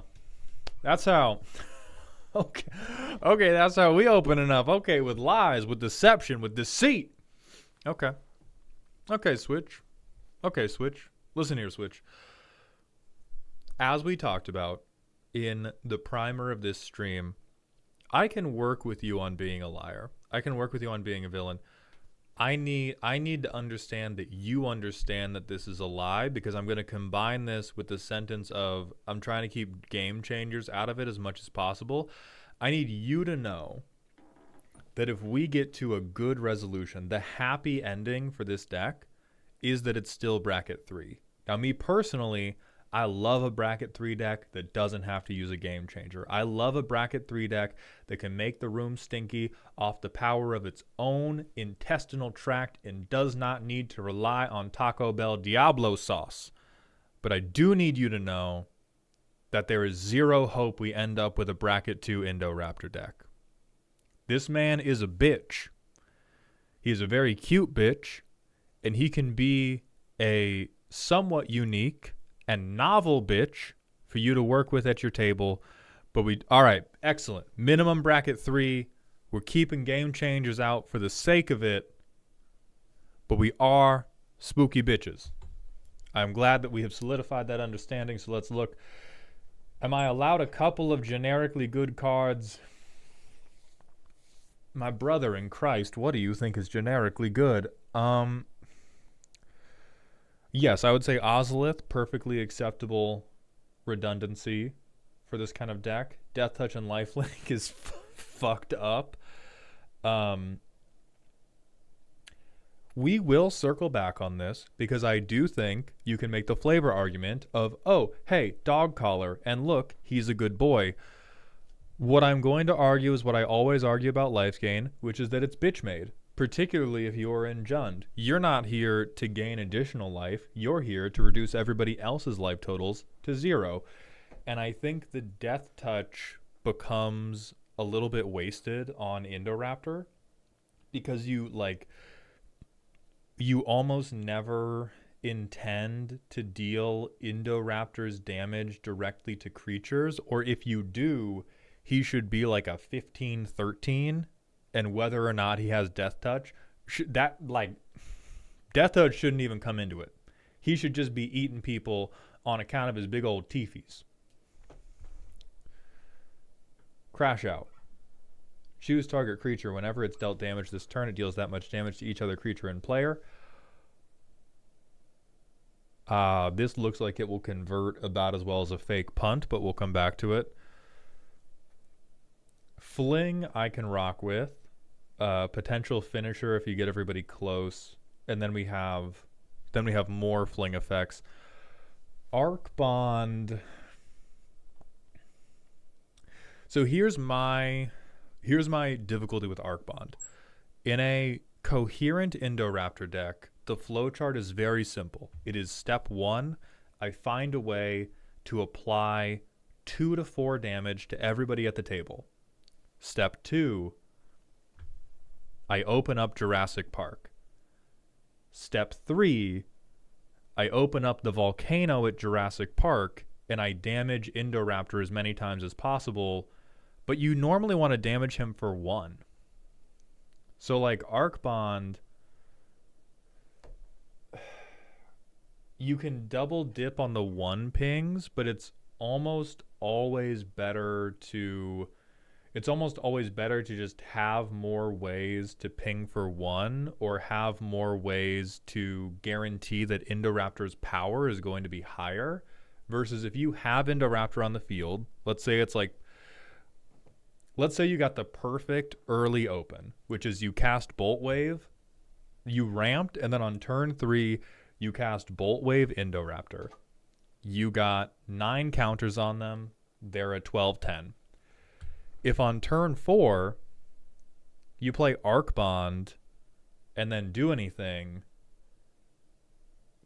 it's every time worse than Pyrrhemia. It's every time worse than Pestilence. It's every time worse than just sticking something that will hit Indoraptor again, because then Indoraptor is applying 12 power to somebody rather than 1 additional. Now, if Indoraptor shot creatures, this would be hilarious. If Indoraptor shot creatures, this is the type of like hand grenade in the pasta salad that every cookout needs. But, or white people cookout specifically, if that was not sufficiently implied by pasta salad. But I don't think I believe in it for the stock Indoraptor game plan. Okay, feed the dino. Great. I think this is too expensive, but you got the spirit. Great. Yes. You are the devil, but still yes.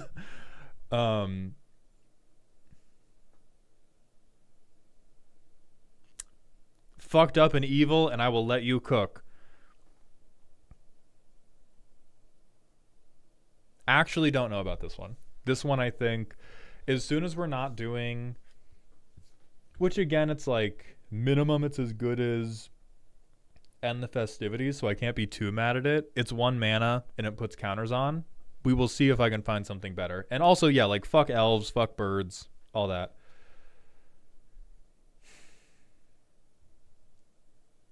I definitely do not believe in Noxious Field. This seems a little too down the rabbit hole of our own butt.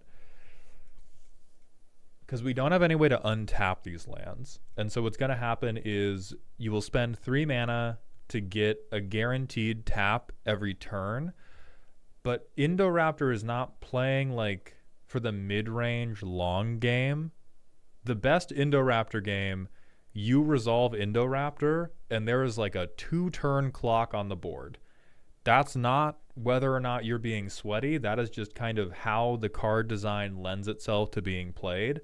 If you hit a double-digit power Indoraptor, we are not playing for, aha, I will very efficiently deal 1 damage every turn to my Indoraptor. You're playing like a 12-10 Indoraptor, and then you go, lightning bolt, lightning bolt, lightning bolt, and everybody's dead.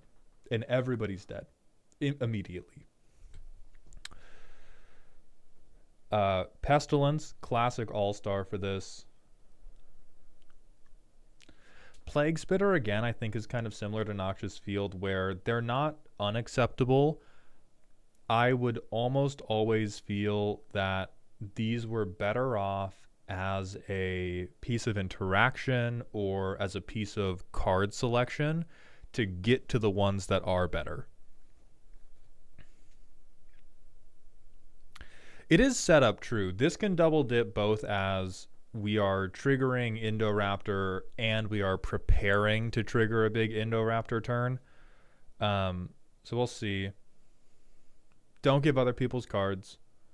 Don't give other people cards. This seems like... So this actually non-bows with Indoraptor. I think we've been PBS checked really quick, where life loss, not damage. Damage will cause loss of life, but losing life is not the same as taking damage. An Indoraptor cares very specifically about them having been dealt damage. So this is the first one where I'm going to say you have to cut this. It does not work how you want it to. Go down with the ship. Slagstorm I will fuck with. Spear Spewer I will allow. Tectonic Giant.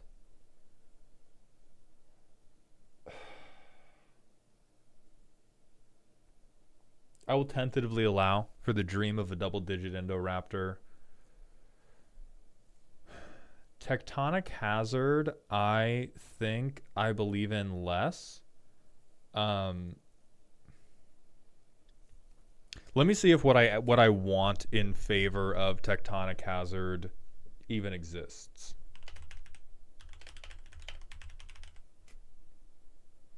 Because it may not even, they may all be asymmetrical.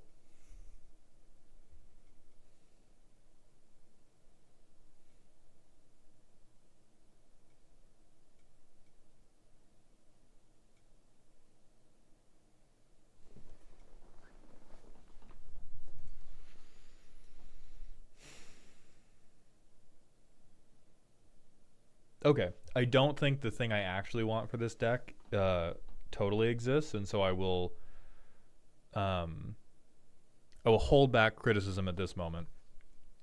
Then Volcanic Fallout, uncounterable, fine. As Tobias points out, we have one Pestilence, yes, but what about second Pestilence? What about Red Pestilence? This one's sick as fuck. For all the same reasons that Pestilence is sick as fuck. What about something like Rakdos Charm to help against token players? For this deck specifically, if you are losing to a token player, God is punishing you for failing Indoraptor. Do you see that name? That name is the perfect hybrid. Do you think the definition of perfect includes losing to fuck-ass Selesnya players? Because I don't. You should take that as a the same way where blue players will be like, my deck draws too many cards. I have to shuffle my graveyard so I don't deck out. No, if you can't win the game by picking up your entire deck, the deck is wrong. It's not that you need to reshuffle it again. It's that you deserve to die. If the Indoraptor cannot either collateral the tokens from all the board wipes or the sweepers from all the sweepers, or they don't just die to Indoraptor damage before they have a lot of tokens out, that's on you.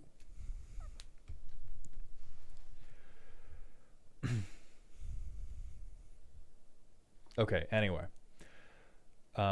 There's a couple other like good suggestions I know from my moderator and friend Bean's Indoraptor deck that we can bring up in a little bit. But for now, green player stuff.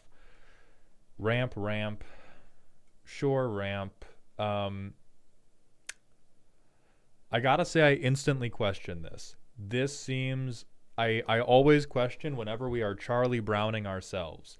It's okay if we have to. Jund for sure does not have to. And what I mean by Charlie Browning ourselves is even in a perfect game, there's a lot of situations where we will just kill this man in the pursuit of trying to trigger Indoraptor. So I have some doubt, and I guess the same doubt kind of goes for the Mana Dorks. So I have a fair bit of reticence towards creature-based ramp in a deck that wants to blow everybody up when you have so many options for ramp that is not susceptible to it. Or like here, you have Ranging Raptors, which is great. Like we have an abundance of rocks we can take. We can take the enchantment ramp. We can take like cultivates. There are some things like Zerta Druid where we take this anyway, because even though it's going to get blown up, it's such good setup for Indoraptor that it is okay to take the hit later. I mean, I'd shoot the dinosaur too. You need much, much more.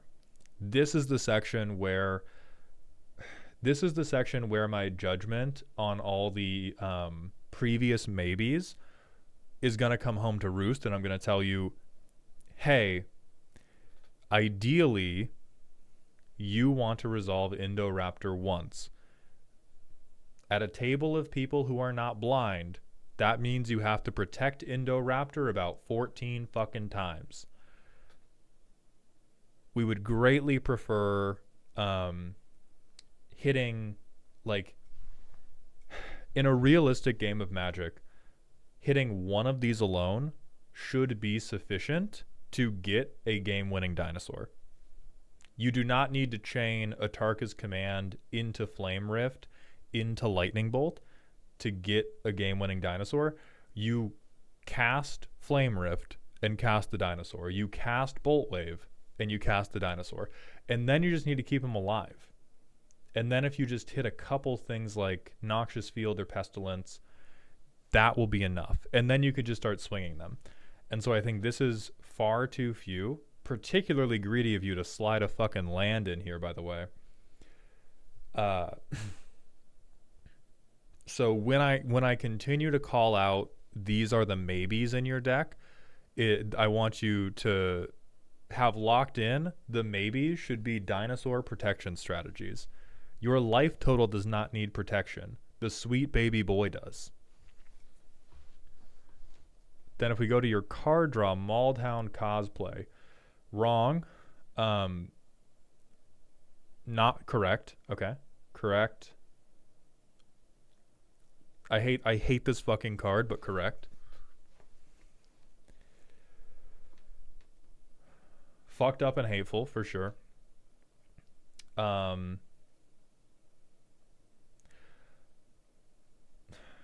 I question this one because I doubt you're gonna be. G-Man, I hate it because it's good. I hate it because this is good, and it's going to spoon feed the green Stompy players a million cards that they do not deserve. Once a turn, I draw a card for some shit I was already about to do anyway. How about you go fuck yourself? Is how about what? That's why I hate it, because it's an instant banger. Instant banger, even at 7. Like, I don't get into the financials enough, but you are sleeping on this card. The world's mattresses are made out of herd heirlooms stacked on top of each other. This thing is disgusting for any type of Stompy deck. Just like, hey, is your commander a creature? Playable. If your commander is a power 4 creature, this should probably be in your deck. Like, you would have to give me a very compelling reason to take it out, rather than be like, how do I justify this? It's like, it's been justified.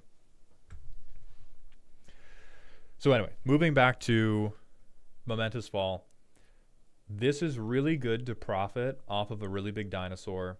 If we're trying to profit off of a really big dinosaur, we usually want to be profiting off of it by winning.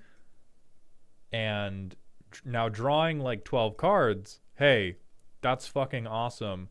What about like dealing 38 damage to everybody? Painful Truths I will kind of believe in, because it will be 3 mana, draw 3. Return of the Wildspeaker is great because we're not giving up our guy. Ryle is great. EDH Rec Classic.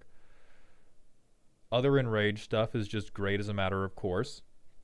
Same goes for Rishkar's Expertise. Risky Shortcut, only don't like. You have made the same. The Scrawling Crawler Brainworm has gotten you again. Life loss, not damage. Will not trigger Bloodthirst. Do not run the less efficient card to try to get the life loss in. See, this is what you should have tagged. Am I allowed a couple generically good cards? There's we can't be like, oh yes, classic every deck staple, the Ozolith. Never, and now for my boutique selection, Sylvan Library. Waltz of Rage.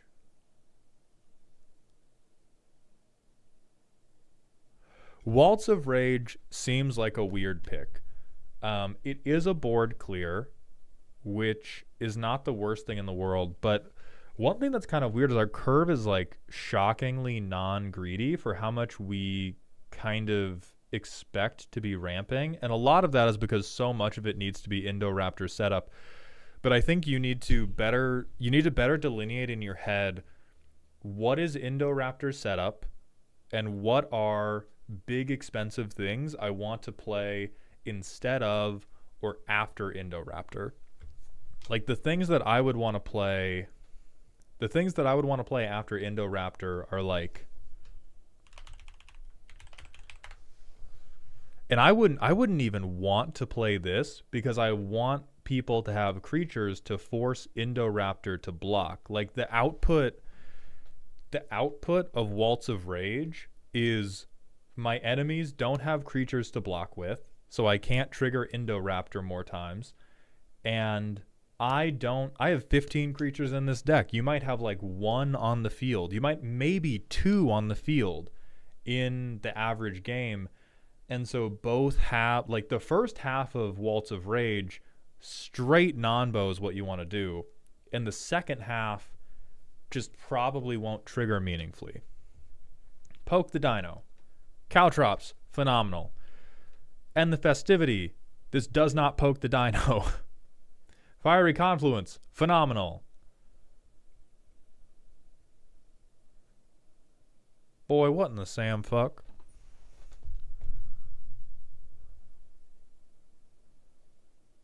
Oh, actually, never mind. Heat. My brain again. I assumed Magic was a fair game. No, G-Man. You're thinking non-land permanents. This is 4 mana. All of my other mana sources hit for 1. No. This is goddamn silly. My brain was like, of course it's non-lands. They wouldn't mean. They meant every permanent. So yeah, this one's great. Yeah, actually fucked up. Yeah, you thought the world made sense, G-Man. I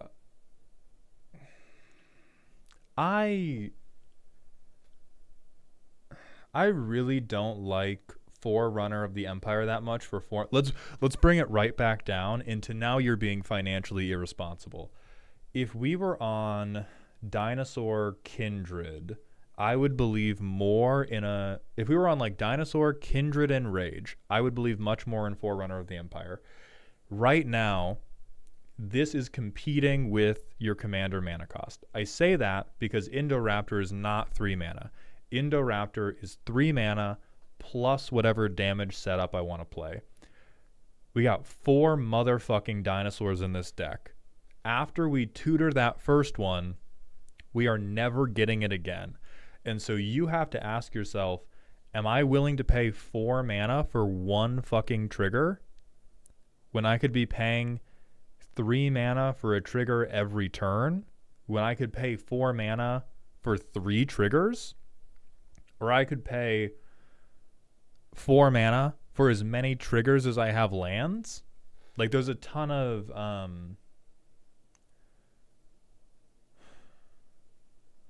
See, Marauding Raptor I at least get because it's like it's cost reduction and it's a guaranteed Indoraptor trigger if Indoraptor makes it off the stack. So it's 2 mana, we get 1 guaranteed trigger, and Indoraptor's cheaper. That is a confluence of coupons that I'm willing to accept. Pyroclasm, 2 mana for 1 guaranteed trigger versus 4 mana for a guaranteed trigger, and his ass isn't even fat. His ass is incredibly normal. Hazard's good. Rakdos Charm is fine multimodal.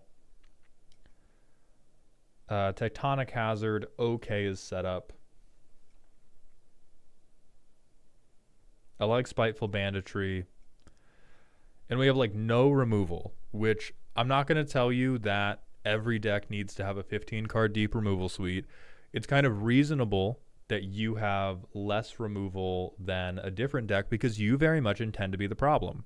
You are taking all of your agency out of the bucket of I'm going to be the bad guy.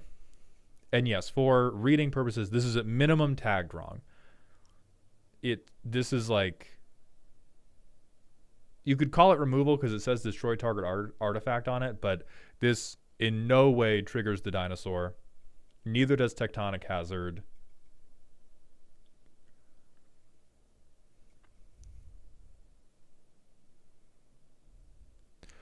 Well, the deck does protect the dinosaur just fucking barely. And so it seems to have kind of fallen into the typical win more pitfall of trying to make a like 24 power dinosaur instead of trying to win with an 8 power dinosaur. So if we go to the goldfish, we can shock this in, drop our setup piece. We're super happy. Drop this in ramp. Drop this in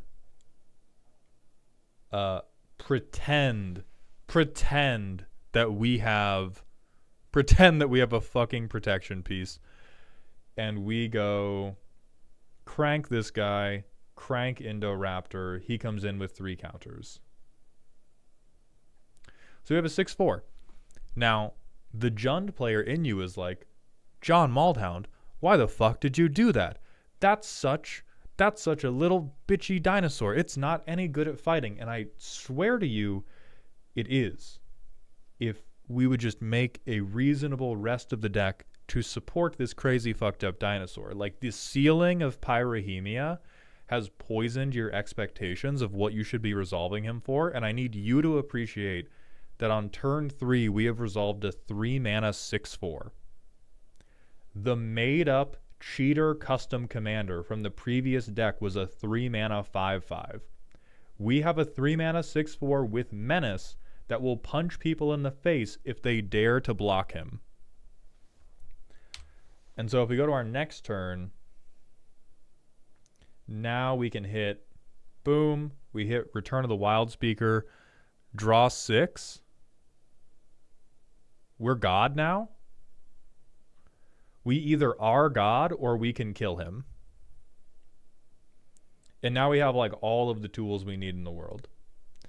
We can swing this at somebody. And another thing to consider about the power of a 6/4 is kind of like the Yuriko problem, which is what every Yuriko player does, who, if you're unfamiliar, we'll pull them up on screen. But every Yuriko player and every Indoraptor player is obsessed with scaring the hoes to their own demise. Every Yuriko player will play Yuriko, they will flip the first thing, and their next turn, with everybody at like 38 life, they will tutor a 15 mana thing to the top of their deck, and they are always wrong. This is advice that was first dropped by Comedian. Don't drop the massive thing until it's ending the game. And for Indoraptor, like, the only way to effectively Little Bean is to legitimately make him a Little Bean. If you hold out to try to make a 15-13 or an 18-16 or whatever stat line on turn 6, even though it's a lot of dopamine, you are basically telling your table, like, if you can't answer this, I win right now.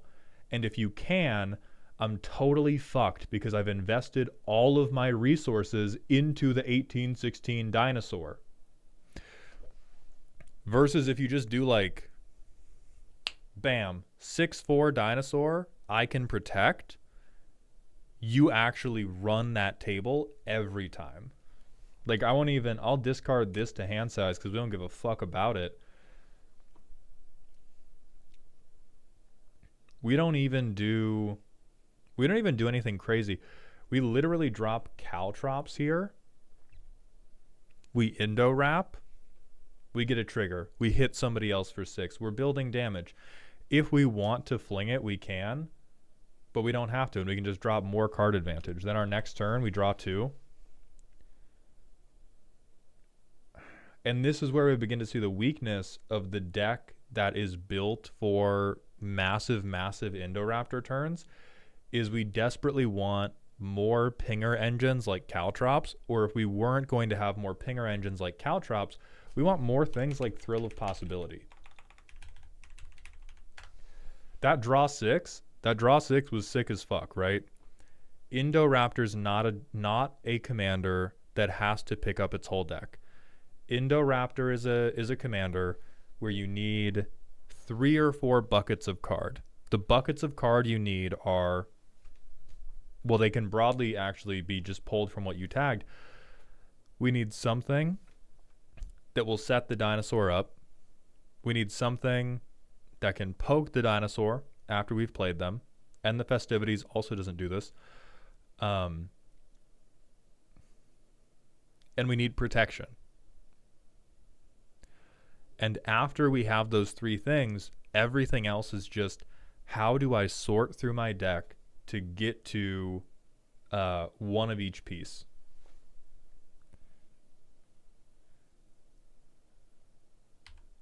But yeah, like, we get the Spewer again, we're happy. We play a Surveil land. Fuck this. 6/4 on the floor. 6/4 on the floor. Who gives a fuck about anything? And we just swing him and we just hold up protection.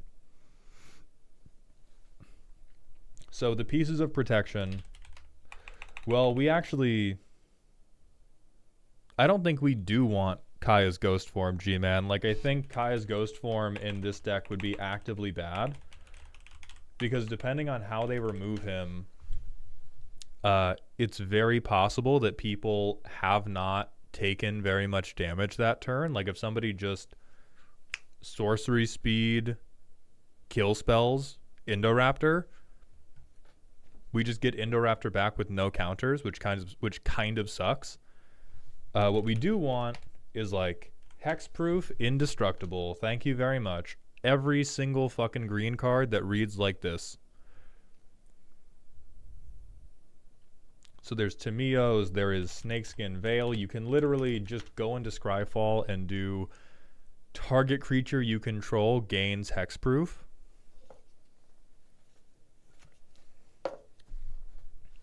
And let me put, I think this card might suck, but I want to,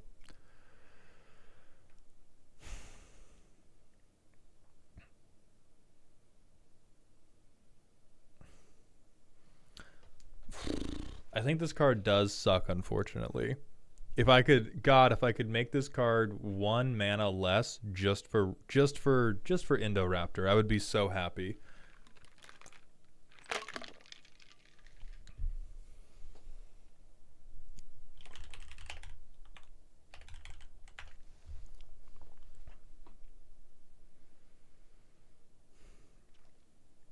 No, it's still like, it's still too expensive because the thing is we don't want to save 6 mana to do this all at once. Like a better version of this is Minskin Boo. Once we start, I'm going to say as a generality, once the setup spell is more than 2 mana, you would rather it just be a permanent that is good at fighting. Because this one's going to seem weird because like Minskin Boo, you go, oh, well, it's quite expensive. If you ramp into this on turn 3 or even play it on turn 4, you get up to a 4/4 hamster. The next turn, you can get up to a 7/7 hamster. Either you have a good swing target or you fling a 4/4 hamster for free, draw 4, and then you have Indoraptor mana. So at minimum, you're working with a 7/5 Indoraptor the turn after you play Minskin Boo, and you have 4 new cards in hand. Or you have a 7/7 hamster, who is now a separate threat for people to worry about. And you have a big Indoraptor because the 7/7 hamster got through on somebody.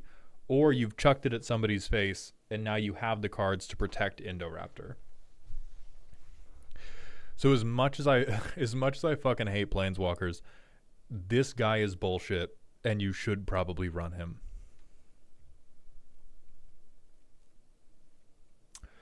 I think this guy's power might be 1 too low. In the realm, oh no, he's perfect. In the realm of you are allowed to have generically good cards, please consider Doughty Voidwalker is exactly as good as Spear Spewer, and Spear Spewer has looked fucking beautiful in all of the gold fishing. This is not only a value piece for you, it's also a hate piece for you, and it's a 3/2 that is functionally unblockable. And so he's always going to get through, and he's always going to be 3 damage for Indoraptor setup. And another thing, I realize I'm tossing like 18 things at you, which is 19 things too many for a Jund player. But another important thing to consider about Indoraptor is all of your politicking is going to run on your ability to direct damage at a specific person. You can't very well with Indoraptor because Indoraptor does it randomly. However, you can do it with your Indoraptor buildup. If our premise for good setup piece is does at least 3 damage, which I think that's what the bar should be, Doughty Voidwalker in many cases becomes preferable to something like Spear Spewer because you no longer have to be like, oh, I'm just going to hit everybody. You can now be like, hey, we don't like what Chad's doing, right? I'm going to hit Chad for more than the rest of you.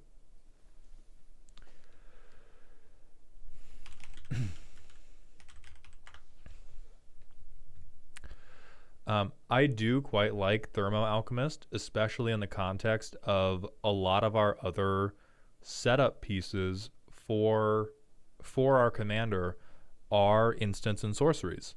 Like, I think it's totally viable to go, okay, I'm going to play Thermo Alchemist on the premise that turn 3 or turn 4, I'm going to go tap for 1, Bolt Wave, untap, tap for another. Now we've gone up to 5. Like, that's how these little shitheads, the way you fuel a truly diabolical Indoraptor turn is fucking this guy. It is a little bit Christmas Dreamland. It is a little bit Magical Barbie Christmas Land.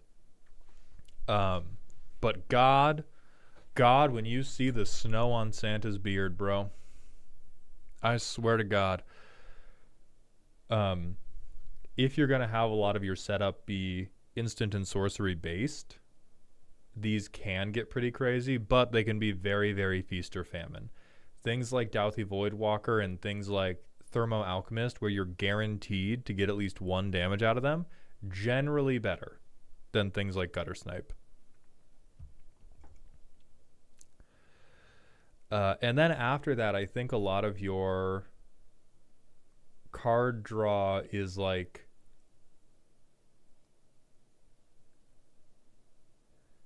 I don't think you give a fuck about Crash Through, TBH. I know we like trampling in here. I feel like most of the time getting the menace triggers off of Indoraptor is going to make you happy enough, and seeing Crash Through in every situation other than the perfect one makes you incredibly sad. Thoughts on You've Been Caught Stealing?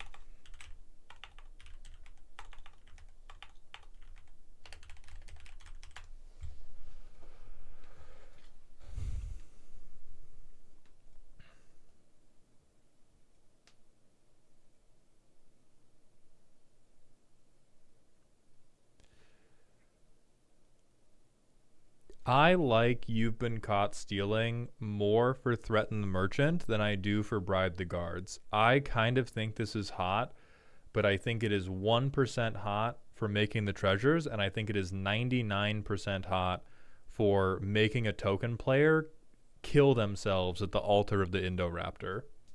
This like kind of fucks a little bit the more I think about it, but it fucks infinitely more for forcing blocks. Because if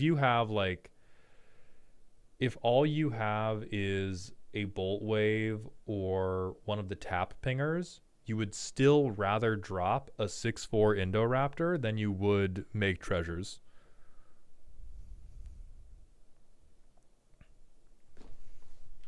Is Pariah Shield in?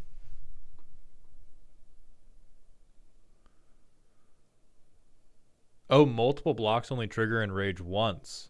Oh, then I can't read. Oh, no. Then never mind. Then I wouldn't play this card, period.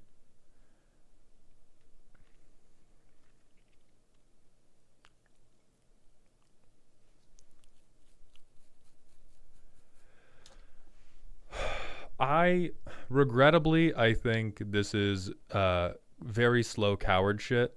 And so I would not play. Like, I think it's beautiful if you get to set it up. If this is how you would prefer to win, fine. Understand that you are taking God's coolest dinosaur and going, what if this was Pillow Fort? Or I guess it double dips really well on Pyrrhemia. And so then it's not cowardly Pillow Fort. Then it is just aspirational Christmas list stuff. But it's quite a lot just for a victory lap. It kind of feels like.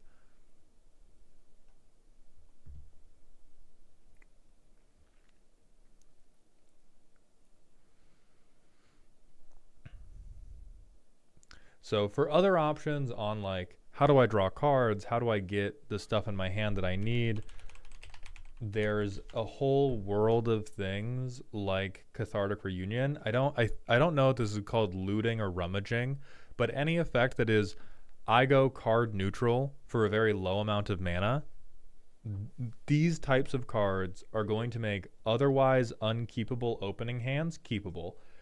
Like, this opening hand is broadly unkeepable because the best thing that we can do with the opening hand alone is wait until turn 4, get a 6/4 Indoraptor, and then turn 5, sacrifice our Indoraptor without trying to win the game. Or maybe we like Spiteful Banditry, a token player. That's not nothing. We're still playing Magic, but it's playing very defensive, sad, whoopee cushion Magic. And maybe you would have drawn something beautiful off the top. But if one of these cards was Cathartic Reunion, we could sort the hand a little bit more. Oh, you actually would have gotten... Never mind, you would have gotten God's perfect game-winning hand in this Goldfish, which is why I did not draw it. Mango, do not include this in the VOD. So anyway, I wouldn't recommend Faithless Looting, because you don't really want to be going card negative, but anything that lets you go card neutral, or you could even take your curve is probably the most responsible Jund curve I've seen in my entire life. So you could even manage Ren's Resolve. A lot of your setup spells are relatively inexpensive. You have a good degree of lands. And so you don't have to be too worried that you're going to chuck whatever thing you exile into the ether forever.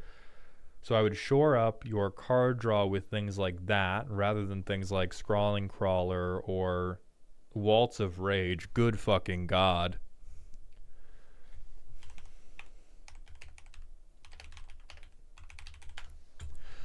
Descent into Avernus is also your best friend forever and ever.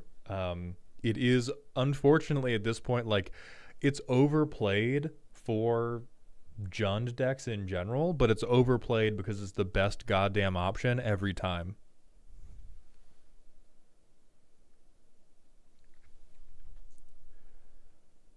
So I think this is...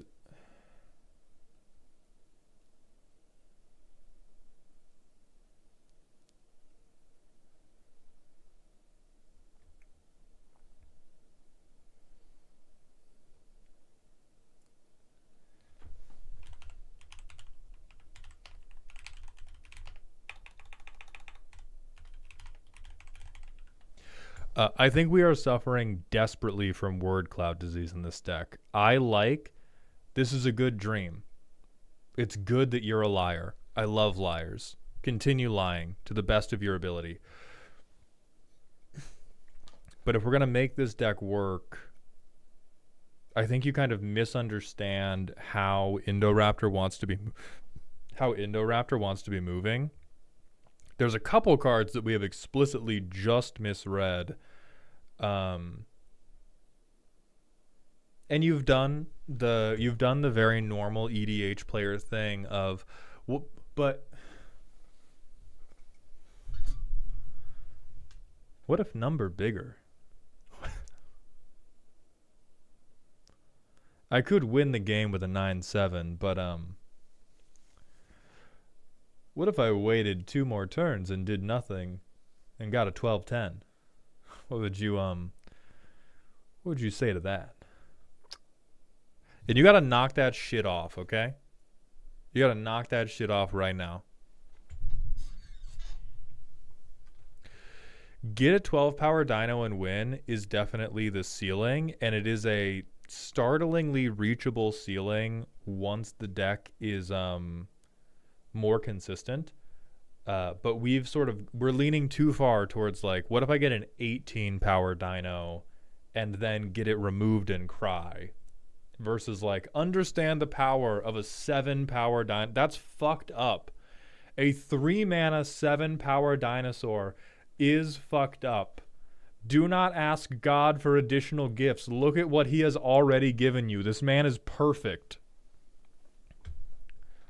But yes, bigger number, better person, bigger penis, indeed.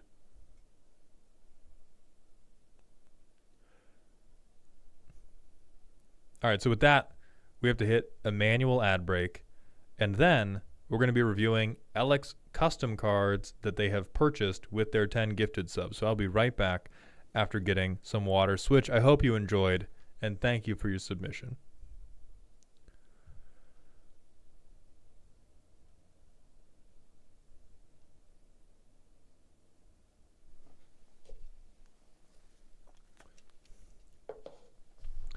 I believe Indoraptor is a she, no?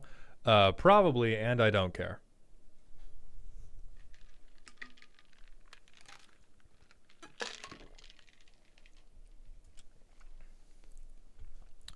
G-Man, the three edges of this triangle are down at EDH Rec Workhorse is your deck is full of good cards and functions, but has but all of its effective options are so generic as to rob the deck of any personality. YouTube short territory means every card is such a perfect flavor pick that the deck no longer actually works as a Magic the Gathering vehicle and only works as like a PowerPoint presentation. And then peak is the combination of the two. These are what I personally believe are the best decks in the world. And so as you meet in the middle and you gain Riz, you achieve peak.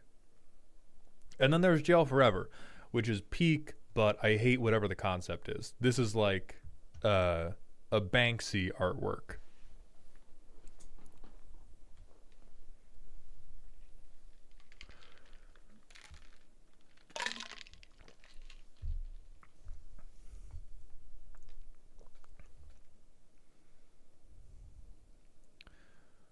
Okay, I'm going to begin yanking. Alec has sent 5 custom cards in. So I'm going to begin yanking all of those onto the screen. And then we will begin review once they make it out of ads.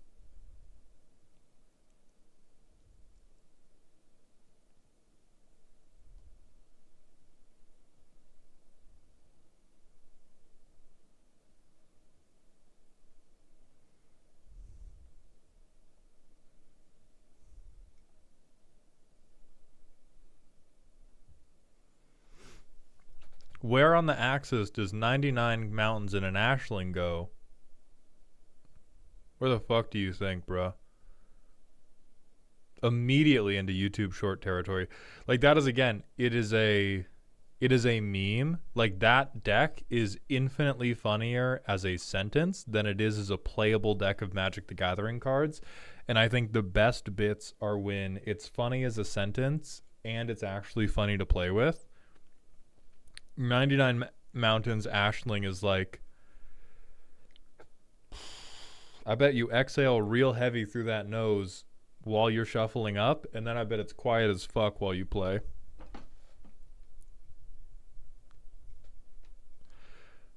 Why the fuck is the x-axis going from right to left? Because I'm a fucking maverick, G-man. Scotty Potty, thank you for the Twitch follow. Welcome to the doghouse, my friend.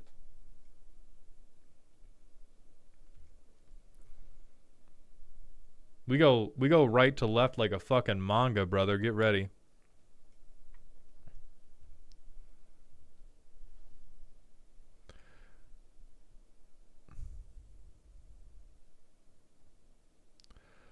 What about Ashling all board wipes? That's like, we have to create a negative Riz axis just for that. That is, I would legitimately sentence you to prison on a mountaintop to meditate on the nature of your own happiness. Or not even happiness, but just like the nature of what brings you peace and fulfillment as a person, because right now, you are wrong.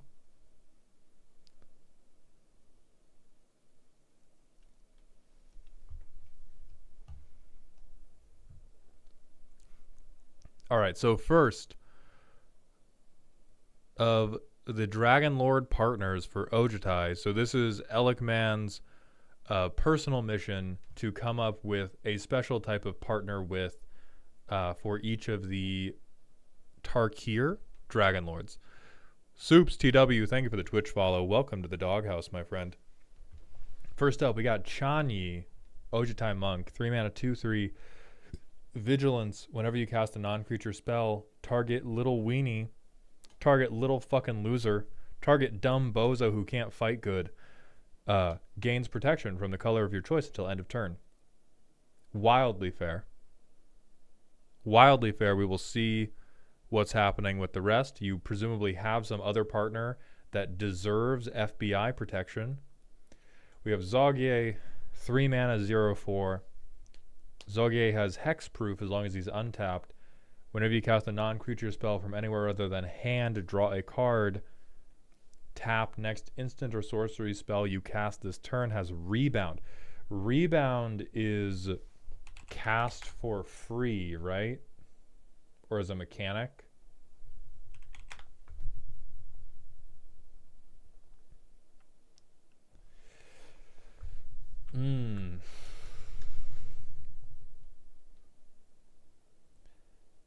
Giving sorceries rebound is really fucking good, bro.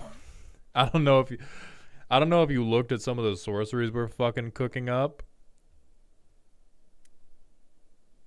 So this seems like they were twins in the womb, and Zogye ate like 80% of Chanyi's power budget.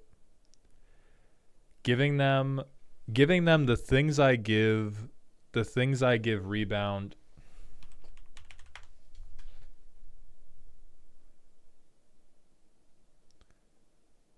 Deeply untrue. Ojutai Master. Okay. Hold on.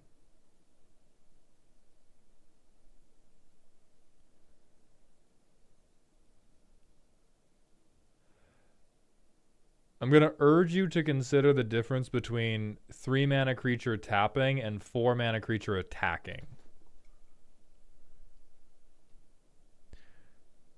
Like it is a meaning, especially in the context of like 1v1 Magic, it is a meaningfully different investment to just tap a guy than it is to attack with a guy. Because notably,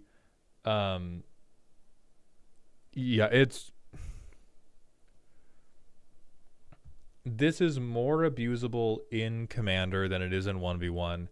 And also, Tygam is more expensive and does not provide the draw. He does provide uncounterability, which is better in other sentences. But I think this either has to be more expensive or you should also have to swing him for it. Because he's protected until you get the value. You get card draw value and free additional spells. Yeah, do not like. I don't think the tap has to cost mana. Or if you want him to be 3 mana, then the tap should cost mana. But if you make him at least 4, then I don't think the tap has to cost mana. Okay, so next is a 4/4 with flying. On ETB or attack, make a 1/1 white monk with prowess. Monks you control have tap target non-land permanent and put a stun counter on it. Oh! We are... Fuck crop dusting. We are just pulling our pants down and shitting on the barbecue bench, huh? Or grill, I don't know. Okay, so mechanically not broken. Mechanically not a broken mechanic. Play pattern wise, worst fucking thing ever. My confession is I ate my dog shit one time. Thank you, Pooh Man. Thank you, Pooh Man.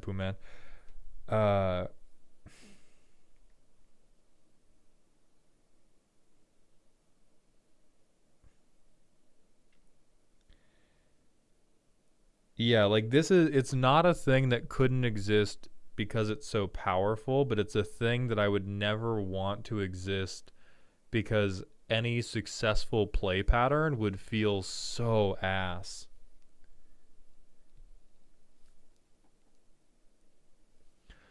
I think without the stun counter, it would not be as bad, but once we open up manaless Manaless keeping your board tapped down. That's fucking... Ugh. Okay, Wei Fang, Scholar of the Great Wheel. 4/4. Whenever you cast a non-creature spell, look at the top X, where X is the spell's mana value. You may reveal a dragon from among them and put it into your hand. Put the rest on the bottom in any order.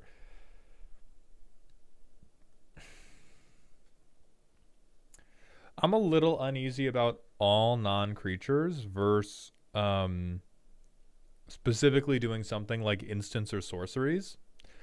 Nightsea, thank you for the 5 gifted tier 1 subs, my friend. Welcome to dog heaven, my friend.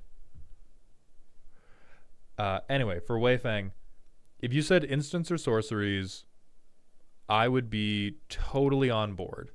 I wouldn't like it, but I would be like, yeah, totally fair. On any non-creature, this feels too just like basic bitch. All I do is ramp, and now my ramp is also card selection.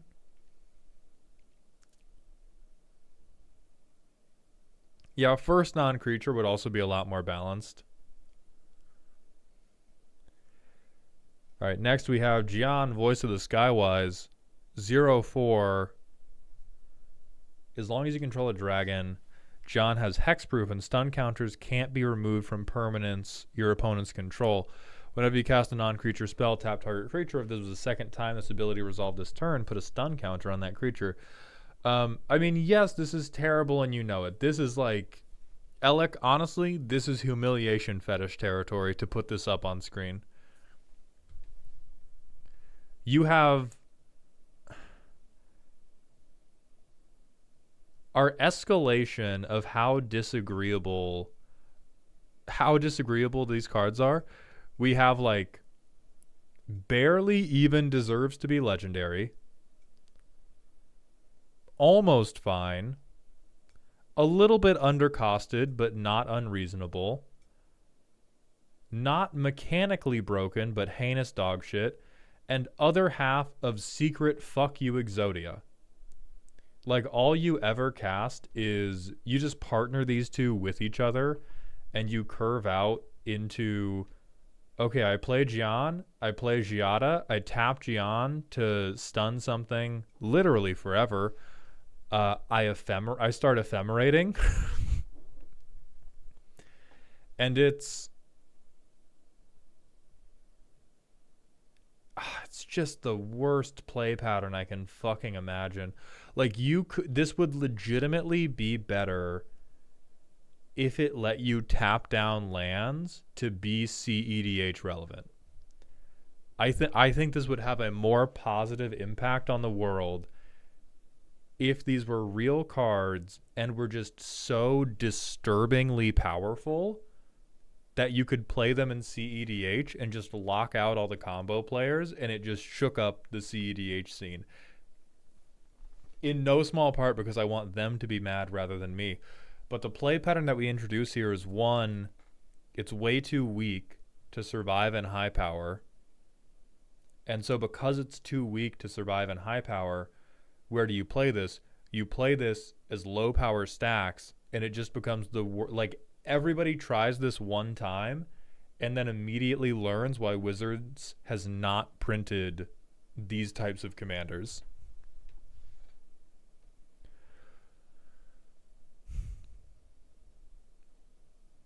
No, Nugget, I'm not saying that I want them to exist, period. I'm saying that the opportunity of them existing, the play pattern that they create. What should I do to preserve the mechanical Ojutai flavor?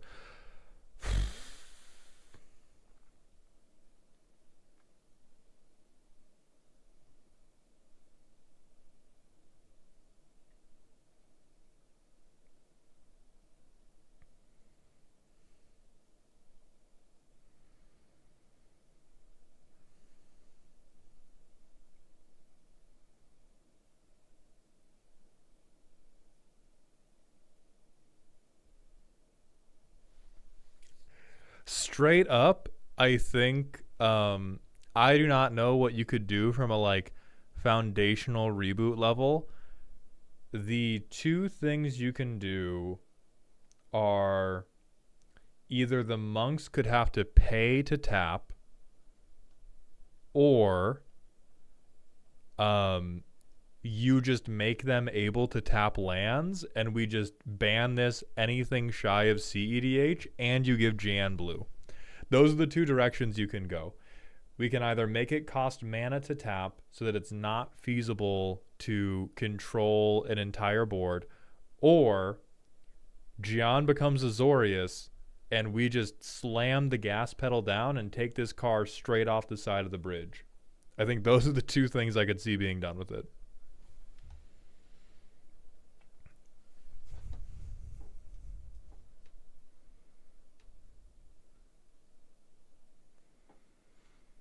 Or yeah, Tannerst is bringing up you could make the monks put stun counters on things but not tap them. That would be kind of neat.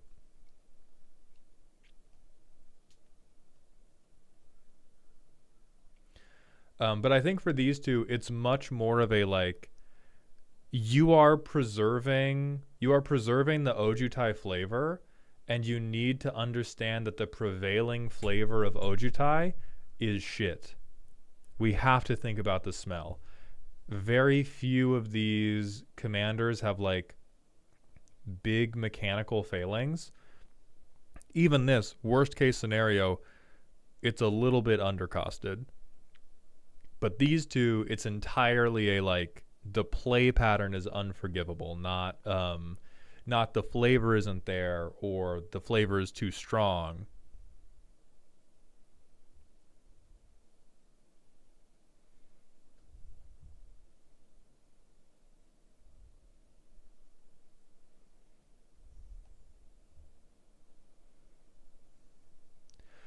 No, I think Zogye we can give sorceries, but he either has to commit to swinging or he has to be more expensive, because Alec does bring up a good precedent with Taigam Ojutai Master.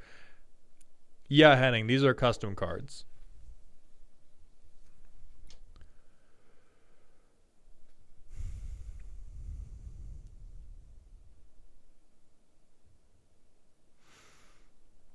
Darebrained, I think I'm actually going to end the stream here. If we were going to continue doing Darkest Dungeon, I would open up custom card redeems to the populace as a whole.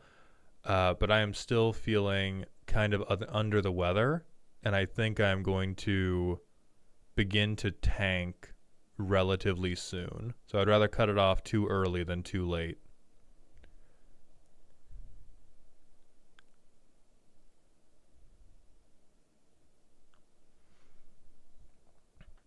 Tuscan Fury, thank you for the 100-bit cheer. I will do my best to get well soon. And we're going to find somebody to raid into. What's up, MLP? Let's see who of our friends are online. Who are we following? Oh, Nerd Girl is live, also doing patron deck techs for Commander on its Airball and Joe Cherries. So we're going to raid them with the Indestructible Justin Voltron message. The next stream is going to be at noon tomorrow. We're going to be doing more deck roasting. I'm going to be trying to rest up my voice for that. So I hope to see you all there. Thank you all for coming by the stream. I hope our roasties enjoyed the experience today. And as always, please remember to stay toxic for me. And if you haven't already, use code MAULD for 10% off gamersubs.gg and 5% off coolstuffinc.com. Thank you all very much for your support. I will see you tomorrow. YouTube, that's just going to be it for us, but I will see you back here.